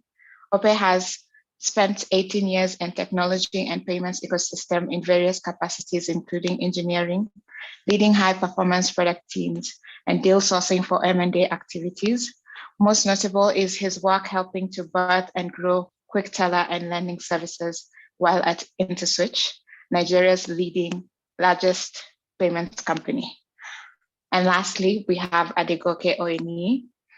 Goke is the editor-in-chief at Techabal. He has spent the last decade of covering business and technology across Africa. His work has been featured on Ventures Africa, Business Insider, New African Magazine, Forbes, to name a few. Goke is also our moderator. Over to you, Goke. Thank you all. Thank you, Quinta. Good afternoon, everyone. My name once again is Adegoke Oyeni, and I am the editor-in-chief at Techabal. I'd like to welcome everyone to this panel session of the UnionX Innovation Showcase, and we'll be discussing Beyond Banking, innovation across ecosystems. So basically, the conversation centers around the possibilities beyond for banks, beyond just regular depository or lending services. A little background is the moves that a lot of banks have made recently, both locally and internationally, beyond the things that they do, beyond regular traditional services, Some have gone into content internationally. Some have gone into investments. A lot of having sandboxes and startup hubs, accelerator hubs. So many interesting things. So this conversation will be streamlined around the relationships between the banking sector and then different ecosystems and the things that can happen. Quinta has already gone through a list of panelists. Again, I just quickly want to mention Lola, who's done incredible work around digital transformation. We have Okpa is here as well. Okpa Adeoye is here. He calls himself the chief plumber at OnePipe, and OnePipe is, doing pioneering work around aggregating APIs and around open banking. Bumi is here as well. Bumi Akinyemiju, who is a partner at Greenhouse Capital. They've done a lot of interesting investments. They've also invested and exited at Flutterwave, which is really good. Chinedu as well. Chinedu Azudu, who's co-founder and chief growth officer at Max. Max is doing impressive work around mobility and last mile delivery. So I think we're good to have a start with my questions. By the way, if anyone has any question, you can drop them at the Q&A section below. And when we're done in about 30 minutes, then we can go through the line of questions. So my first question would go to Bumi. You have played in the investment space for a while, and with that comes with watching the ecosystem, watching the scene and different verticals and the opportunities that may arise, and you must have seen a lot of things, a lot of interesting things. So my question really is, what do you think has driven some of the interaction between banks and other verticals or other sectors? What are whether technologies or innovation or trends that you've seen have driven them? And do you think that this factors will continue for a foreseeable future? Yes, thank you very much, Goke. Thank you, Lola, for a great show today, and Union Bank for launching a program like this. And Goke, I think to answer your question, innovation is here to stay. The pace of change in the world today is much faster than we've ever seen in the history of the world. Consumer behavior is changing very fast. So you now have a lot of young people, they're on their mobile phones.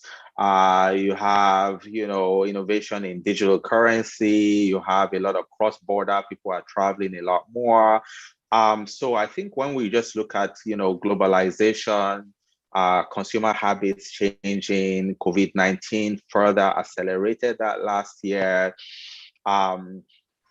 Global trade is changing exponentially.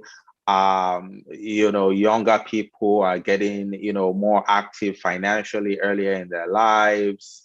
You have embedded banking, where you're embedded finance, when you go into, let's say, for example, in the US, you buy a car, from General Motors, right? General Motors is offering you a loan. When you go to Macy's to shop in a mall, they're offering you a credit card. When you order a ride on Uber, they're offering you a wallet.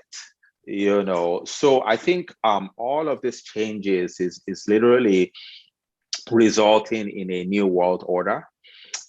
In that new world order, there is a shakeup. After the shakeup and everything changes, then we will see who remains standing. In that context, a lot of banks are asking themselves, what role am I going to play in this future? Am I going to stand by and just say, hey, everybody come and warehouse your cash with me and play a very passive role? Or am I going to try and insert myself in the middle of all that action and become a partner to some of these, traditionally non-financial services organization? Am I going to open myself up to try and be at the center of the lifestyle of these customers and consumers? So I think there's a lot of major decisions to be made. And I think Union Bank is using this opportunity to describe how they want to play. But I think this is here to stay. Thank you, Bumi. So I think this next question should go to Lola. Because of many people who might not be aware, I'd like to ask, what are the particular spaces that you think banks, particular specific use cases that you think banks can play in other verticals, or, Bumi gave examples, locally in our local context, what are those particular spaces? Thank you, Goke. And I think Bumi's covered it quite well on what's happening in the industry. I think most organizations, like banks, can no longer just sit around and just wait for the money, essentially. You almost need to go to where your customers are, be able to sort of play in that playing field and offer more value, essentially. So I think there's a lot happening, and a lot happening, of course, internationally, and of course, a lot even happening in Nigeria as well. Banks are looking into lifestyle, for instance. So if you look on the market, you would see that there's a lot of products around lifestyle, because essentially, even with payments, payments is really lifestyle. Like we pay, in fact, I'm sure if you go a day, there's hardly a day people don't go, without making a payment of some sort. So it's almost part of your life. So you find that people are building ecosystems around just the lifestyle of the customer. So what are you trying to do? Or for instance, Lola is X age. She wants to be able to buy a house. She wants to be able to pay for the fees of her children. So you find that everyone is trying to sort of integrate into all those areas, understanding what the main needs are of the customer and how you can really provide value. So I think lifestyle is here to stay. A lot of people are already in that space as well. I think some other key markets you would see being explored is, of course, agriculture, for instance. We can see that, there's been a lot of partnership between even banks here and even small tech agri firms who are looking to sort of connect farmers with how they can get things like loans, how they can get their products from farm to table. So I think that's another key area that is being explored. For us as a bank, Union Bank, and we've recently released a product called M36, which is around lifestyle and investments. We want to be that bank where, when you're thinking about, all your needs around your life needs, investment needs, we're there to sort of work with you on that. EdTech, so education has also become critical. And I think we saw a rise there given COVID-19, where a lot of people had to school from home, and how we could use technology to sort of drive that, and the value of education to the economy as well. So I think that's another big area that a lot of companies are also trying to move into, and of course, health. So health tech. So those are some areas I think are really important, and I think they're growing as we speak. Hi, Chinedu. Hello. How are you doing? Good afternoon. Good afternoon. I'd like to ask, I'm just curious, what are the interesting ways that you think banks can play in your space? They come across as, left and right, east to the west, pretty far distance from banking services, financial services, to mobility or delivery. So I just wonder, I'm curious, what are the opportunities or possibilities of collaboration between those? So that's a great question. I'll kind of use some of the stuff that we do today to speak to this, right? So on the Max, for example, we have north of 10,000 drivers today who work at Max. And a key thing that we're seeing is to be able to drive, proper driver engagement, proper driver retention, and all sorts of different things. The drivers need access to vehicles to drive their commercial activities. So for example, if you want to be an Uber driver in the States, you can walk into a dealership, get a car note and get drive out of a car. In Nigeria, typically it's cash and carry, right? So a lot of a way we see where banks can actually step in is working with a lot of the companies who have the last mile capacity to run operations, and the banks actually come in and provide the back end capital to finance the drivers on those platforms. So if you use some of the stuff that we do today with banking partners like Union and a few other people, part of what we actually do is we have folks like Union actually finance drivers on our platform through us.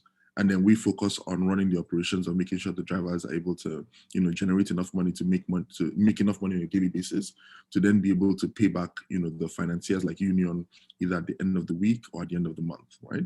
That guarantees one that the drivers have access to high quality vehicles. While for like banking institutions, for example, and financial institutions, you have the satisfaction that one, the drivers will make enough money. Two, that those vehicles are being, taken care of by another operator who has, the experience to manage that entire process and all that. And that three, you have access to these drivers and can actually potentially create credit profiles for who these drivers are, what they do. So that's one way. That's something we've seen happen in mobility.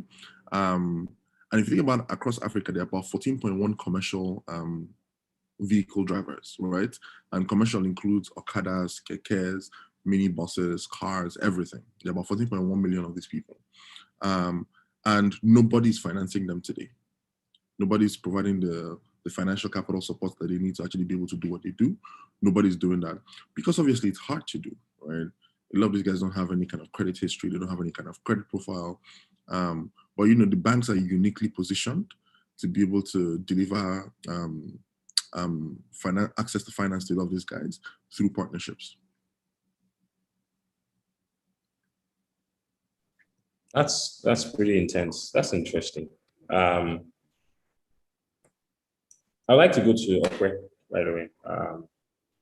One of the infrastructure that seems really promising for the future for collaboration in terms of financial services between banks and other sector is the open banking, which it's a wave that's just gone globally and it's kind of settled here in Nigeria. And recently, the CBN also came out with a framework to the glee of many of us. So my question to Okwe is, how quickly do you see this really materializing into a solid framework that people can begin to work with? Yeah, thank you. I think the CBN is already working on a schedule. In Q3 to early Q4 this year, a committee has been set up that involves both actors from CBN, private participants, that should firm up what a draft one of that specification should look like. That said, we all know that at times things take a little longer than we plan them to take. So it would be safe to still assume that a draft one of the specifications will be available for review this year. I think, as you all know, these things are iterative. A draft one will come out. Several industry participants will take a look, will offer opinions, will refine, and the standards itself may then concretize maybe sometime next year. This is my personal view. I'm not the best project manager in the world, so I don't know. But I just know that at times things take a little longer than you plan, and then you can plan what the schedule will roll out. So, okay, again, I think we need to clarify something. What exactly open banking is, because I think it's complicated for a lot of people. We are insiders and we might understand this thing, I mean, so can you just shed light on what open banking really is? I'll give an example that a gentleman we all know likes to give a lot. Imagine a bank debit card or credit card. It has the same shape, has the same size, has the same thickness, no matter the country you go, no matter the card brand that it is, because of that standard around the shape and structure of the card. You know that if I go to this ATM in Portugal, this card will fit inside. If I go to this random ATM in Bangladesh, this same card will fit inside. Why? Because that card and the ATM both conform to some sort of specification or standard. Now, if you come back to what it then means as companies are trying to partner with banks to say, let's integrate together, let's do some business together. From a business objective, that's really all these two parties want to do, right? But then imagine that a company like Max wants to partner with Union Bank, wants to partner with Barclays, wants to partner with, say, a small MFB somewhere. Imagine that each interaction they need to have with these banks is a separate conversation, a separate integration, a separate discussion, new engineering teams, and that becomes difficult. But then imagine that Max is able to go to Union Bank and say, I know you have implemented standard 1, 2, 3, 4. I have also implemented standard 1, 2, 3, 4. Let's just agree on the dotted lines what the commercials should be, and I'm working with you immediately. Once that is done in Union Bank, the same Max will turn to Barclays and say, I'm on standard 1, 2, 3, 4, you're on standard 1, 2, 3, 4. Just sign here, let's agree how we're sharing money and we're connected. So open banking is that concept that says that financial institutions all define a uniform standard they all agree to. They all put in effort to implement that standard, and then everyone can then collaborate with everyone a little bit better. So I'm curious, do you see any reluctance from like really large financial institutions or banks to sharing their data, proof of data that they have? What did you say? I was saying, don't put me on the spot. I'll toss that question back to Lola. Do you see any reluctance?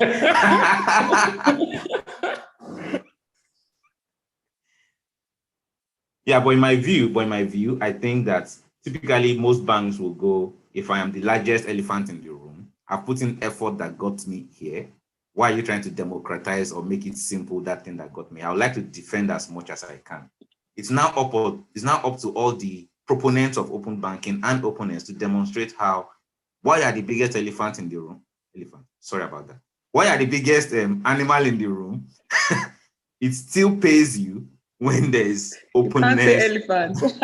Yeah, horse. While I'm the biggest horse in the room, it still pays you to be open, to allow everyone to collaborate, because things always get big. Like the pie gets bigger for everyone the moment there are open collaborations going on. And a very good example we all use all the time is the internet and internet protocols in general, right?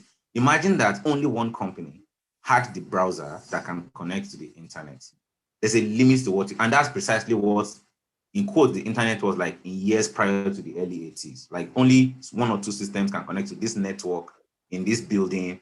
Then we got to a world where there's Netscape Navigator, there's a standard, there's the HTML standard itself, the TCP/IP protocol itself expanded a little bit.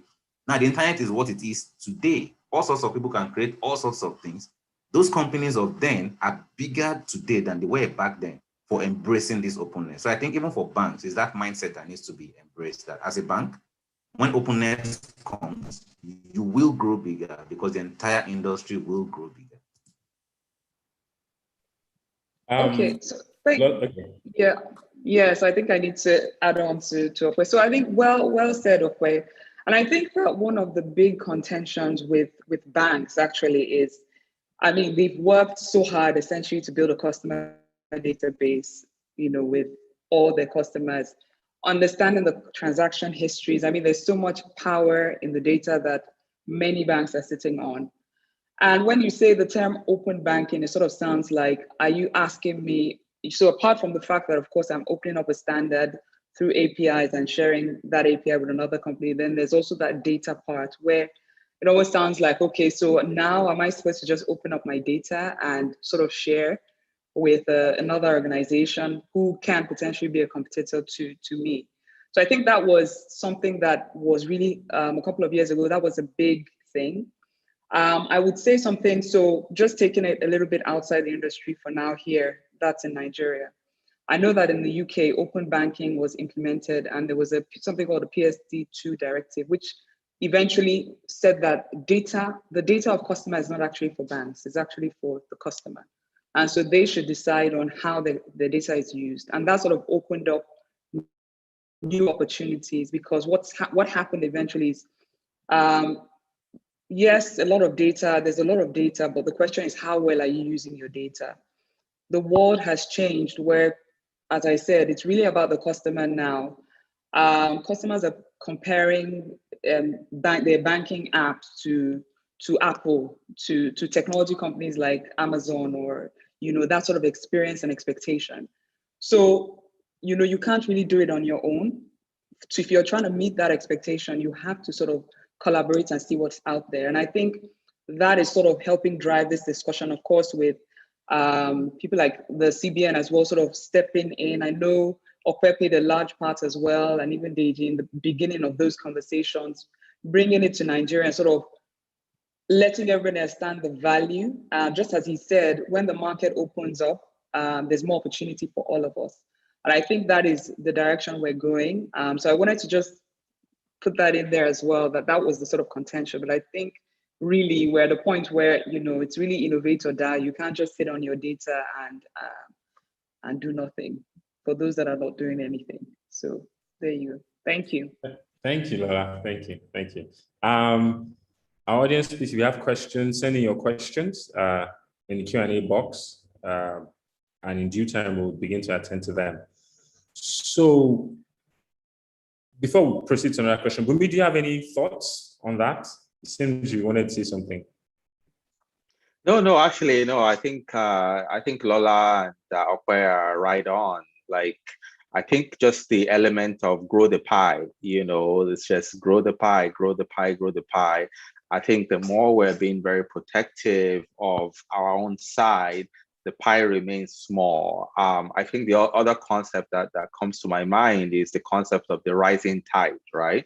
And I think in fairness, Nigeria is really in the forefront. I mean, we've had major announcements in terms of like fintechs and fintechs growing and those types of things. But in reality, the fintechs are sitting on top of a banking infrastructure that's actually quite, admirable in world standards. And sometimes we don't give ourselves enough credit. And that fintech infrastructure is also sitting on top of a set of strong banks. If you think about Nigerian banks and their footprint across Africa compared to any other country, I think Nigerian banks probably have the most, kind of spread across Africa. So a lot of good things, but the world is becoming just a global village. It's just one village, and we have to compete globally now. So how do we do that? We have, a few unicorns as well. I think there's another unicorn fintech that's knocking on the door from the announcements yesterday with OPay's announcement of possibly raising $400 million. We know Flutterwave raised $160 million at $1 billion valuation. We know InterSwitch raised some $200 million plus, in the past. We know Paystack, got an exit, $200 million plus. So a lot of exciting things happening in the ecosystem. I think the banks should be thinking, how can they amplify that? It's not a fight. It's not a war. Like I said, it's layers. You have the banks, they're strong. You have the kind of fintech infrastructure, what NIBS has done, InterSwitch and all of those. You have the fintechs and several billion-dollar companies. And like I could continue all these announcements, right?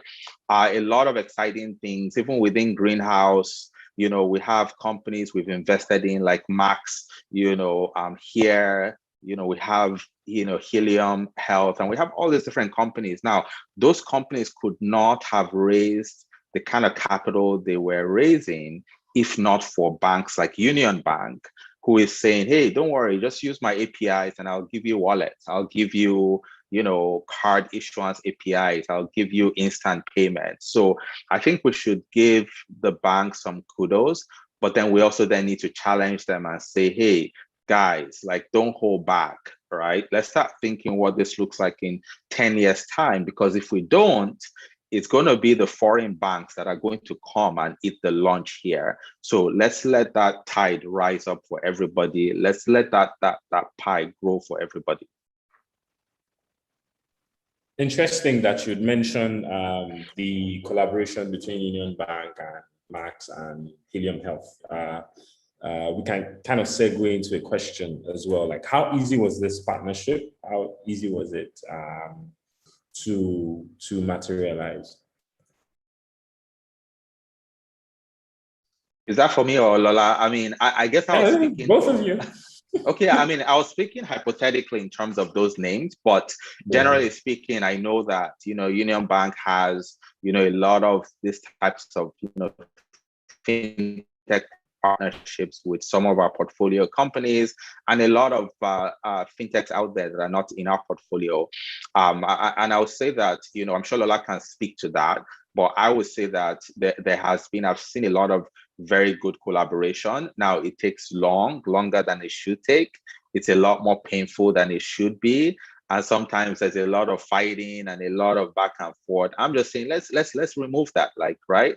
It's like, let's remove that. Let's grow the pie. Let's go for the global pie, as opposed to struggling in this our small little market, right? So that's what I'm a big advocate of. And I think, our partnership as Greenhouse with Union Bank is about them saying, hey, we're ready now to take banking into these sectors deeply. We're ready now to collaborate with these fintechs, even when they're small, even when they appear risky, right? But no risk, no reward. Let's give them a sandbox. Let's watch them as they grow, not that we wait till they're $1 billion company, we then start begging them to come. So I think it's this reorientation that Union Bank has actually embraced, and that's the purpose of the session today. Thank you. Great one. So I think, Lola, this question goes to you. Yeah, can I just, yes. Oh, sorry, can I just add? Okay. Can I just quickly add to that? And I think Bumi's captured it so well as well. And I think it's just important to say that we are actually actively in the market.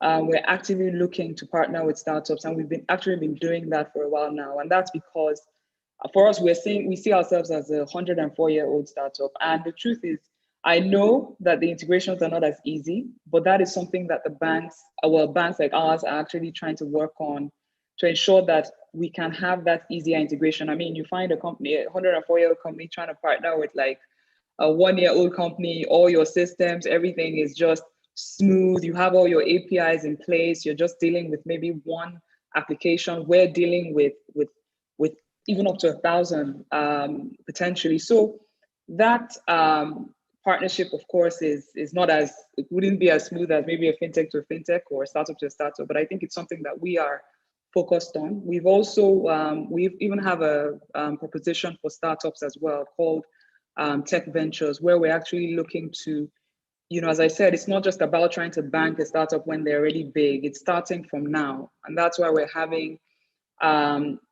programs like this, where we're working with startups as they're sort of coming up so that we can be with them all the way. So we have even special accounts for startups right now, special promotions, just ensuring that we're sort of that partner for them.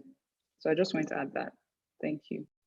That's great. I mean, you answered the question I wanted to ask, which was to educate us on ways by which these hiccups and these challenges can be avoided between, big banks and then small fintech or small partners, and you made mention about the complexities of softwares and infrastructure that you have to deal with as opposed to the fintechs and how to harmonize that. And it just made so much sense. Are there more ways? Are there more things to look out for that smaller partners should watch out for in order to smoothen and quicken partnerships between both players?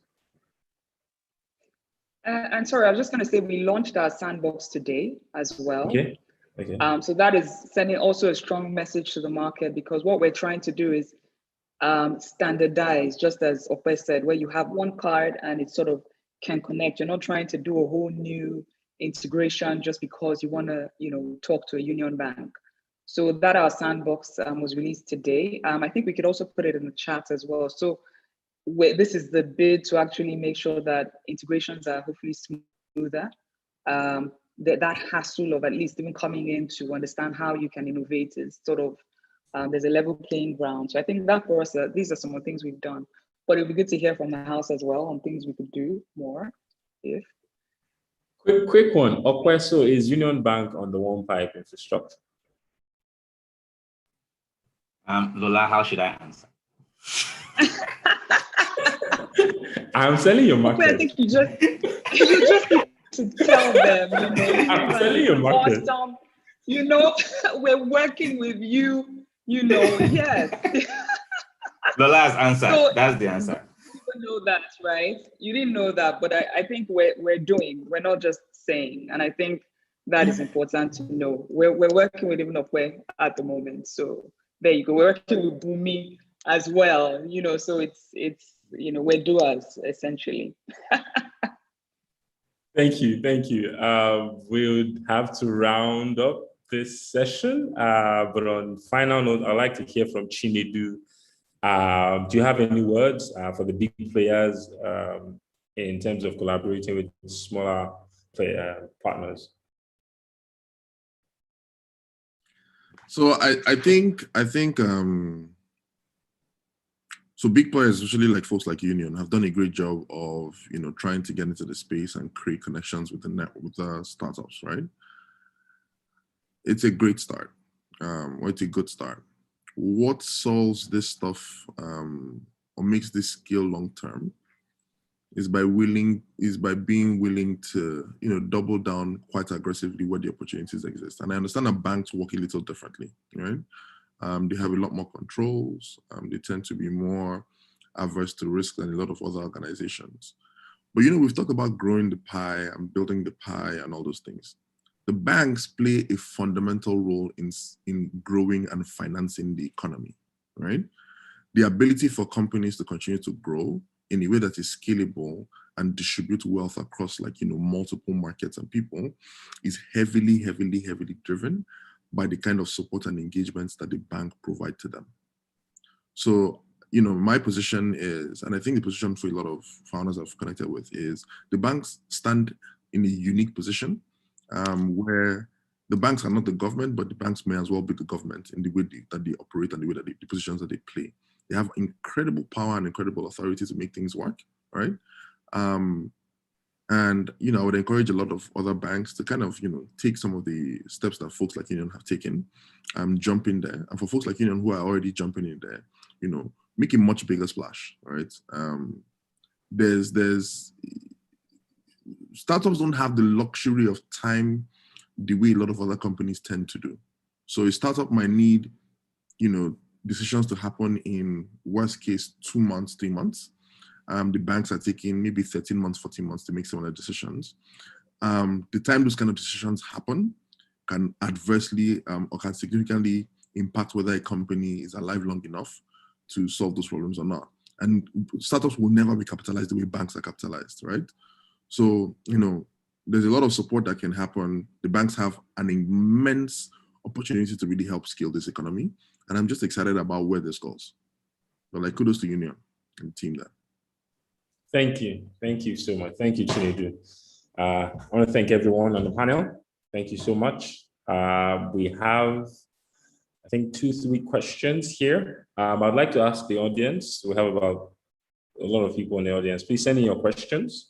We have about 10 minutes to answer those. So the first question here, I think many of them are technical about open banking. I think they should go to, okay, that has been answered. Do we have any form of documentation that guides developers in Nigeria in terms of open banking?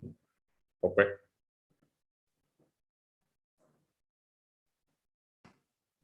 Sorry, I didn't catch the question very well. That at the standards, do we have any form of documentation? So it's that documentation that the working committees are going to put together. So right now, all we have is guidelines, types of open banking players, the kind of roles you can play. The next step is to then say, if you're offering this type of service, it should look like this. The interfaces for security should look like this and things like that. That's the next phase of the work. Okay, great. Another question is, I have used EMV documents, but this is for Europe. Can we have similar documentation in Nigeria or Africa? Okay. Yeah, so in Europe, for example, there's PSD2, right? That sort of enshrines what open banking represents, at least in the other parts of Europe. What you will get from Nigeria will then be the open banking specification of Nigeria, which may or may not mimic PSD2, the PSD2 standard. So, like you said, the EMV documentation that he has seen, what you will get is the equivalent of that for open banking in Nigeria. And it will be like public documentation. It won't be hidden. Come again, I didn't get the last statement. Yeah, and I was saying it will be public, Okay. a public publishing of the standard. It won't be anything hidden. Oh, okay, all right. This next question goes to Lola. Says, is Union Bank open to collaborating with small-scale businesses looking to scale in the market? Well, that's a great question, and I think that is essentially why we're here. That's essentially why we're having programs like this. As I said, we want to be your banking partner right from when you start, right from when you're getting that big idea and hoping you would grow to become a unicorn like what we've seen in the market. I think what I could do is I could say is you could maybe drop a note. Let's get in touch with you and sort of take that conversation further. But definitely we're looking to have those conversations and take it from there. Thank you. Yeah, a quick one. I could just chip in. Like, what are standard things that Union Bank would watch out for in a small partner or small business before collaborating or agreeing to partner? Okay, I think for us it would be where we would want to see that value. Of course, it's not enough to just have an idea. I mean, you want to have an idea or a solution that you expect to provide value, and you've been able to test that to an extent in the market, and there's a bit of traction, and it's going somewhere. So I think that is important. We want to also see that you have a strong team, because it's really about going all the way essentially. So you have your idea going on, you have a team that you can work with. I think for us, those are really the minimum. I think one thing that's obviously important to us is with our partnerships, ensuring that they're secure and we're not exposing our customers to any risk.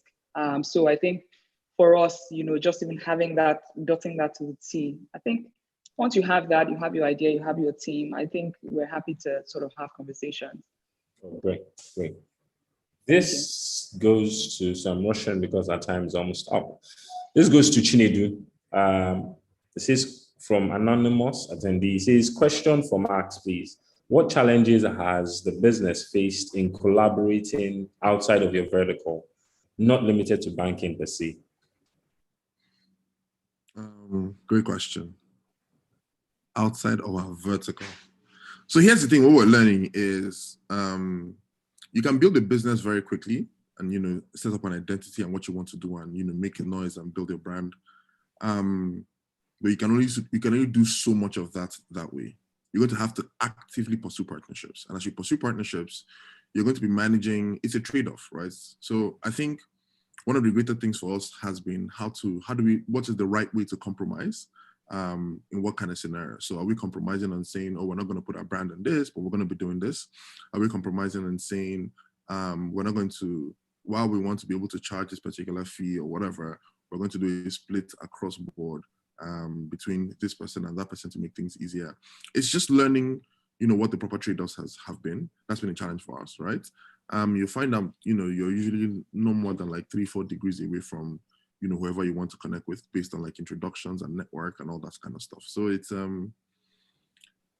what has been the biggest challenge is just learning the right trade-offs to make and the right trade-offs not to make. Being able to prioritize that, and not just prioritize that at the executive level or at the founder level or whatever case, but being able to set up in a way that allows the managers and senior managers and like analysts and senior analysts and teams understand what that looks like so that they can go ahead and, take things and run on their own without a lot of micromanagement or direct engagement.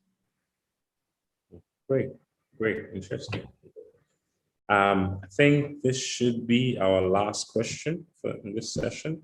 From Peace, it says, I have a debt tech company that attempts to digitize the debt management space. Is there a way I could collaborate with Greenhouse Capital and Union Bank? So Bumi and Lola. Yeah, sure. I mean, we're always, we're always talking to fintech startups. We're always very interested and very excited at people who are doing things differently. So if you have a new approach to using technology to solve, for lending in one way or the other, we'll be happy to hear about it. I'm also sure that the UnionX program and other similar programs that Union Bank has, that they're also quite keen on continuing those types of conversations. So yeah, so please just send us a deck and we'll be happy to look at it. Thank you, Bumi, and that's the same for Union Bank. We're always having those conversations as well. We want to see what's in the market, on the landscape. So definitely send your information in. I think we'll definitely get in touch to have a conversation. Thank you. Is there a contact email address or to reach both Union Bank and or to reach you and Bumi? I know Bumi dropped his email. So yes, we're going to put something in the chat now. So okay, great. Thank you. We'll respond to that. Let me do that. Bumi, can I read out yours? Info, right? Yes, info. Somebody has put it up. Okay, info at Greenhouse Capital. All right. Thank you so much. Our time is up. And thank everyone on the panel and thank the audience and the questions that came in. Lola, thank you so much. Bumi, thank you for what you do for the space. Okwe, I wish you good luck. You just received a little less of $1 million, so please do us proud. Chinedu, well done as well. Well done. Union Bank, thank you so much for being pro-innovative. And I wish the bank good luck in its efforts. Thank you, everybody. Thank you. Thank you very much, Goke. Thank you, everyone. Thank you. All right. Bye. Take care.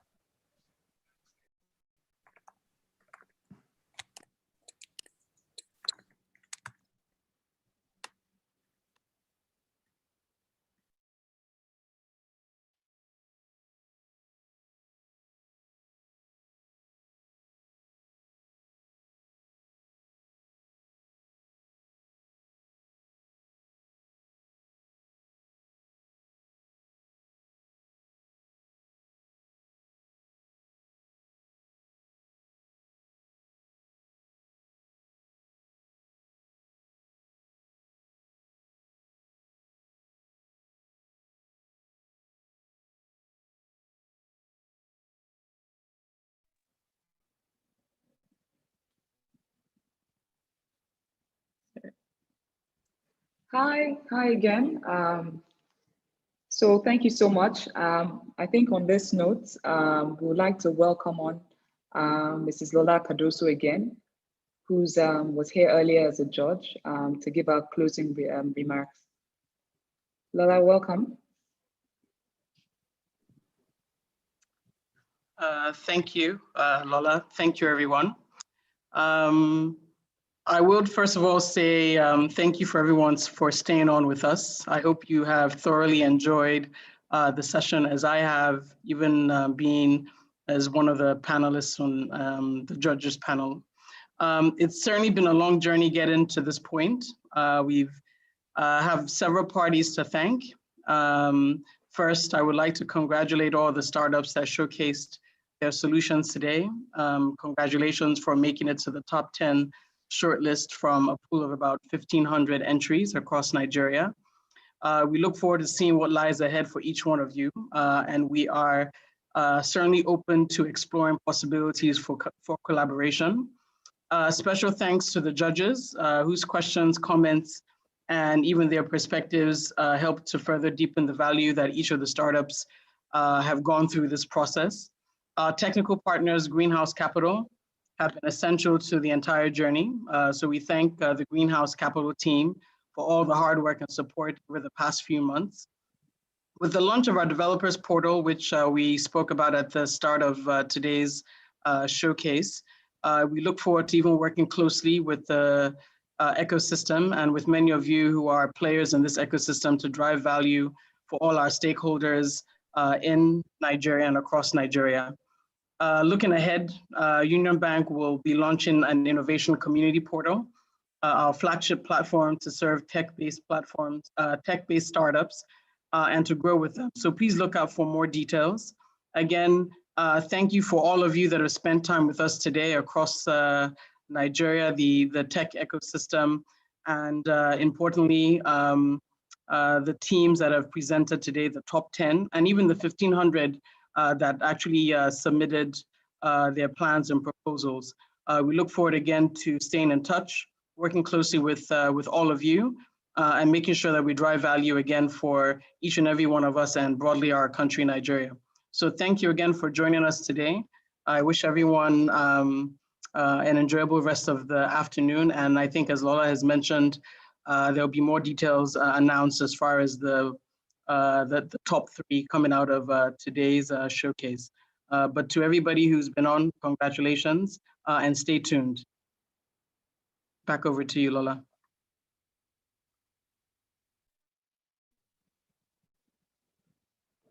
Thank you. Thank you very much. So I think on that note, we close now. Thank you. Please follow us on our social media platforms so you can keep up with what's happening at Union Bank. Thank you once again. Bye.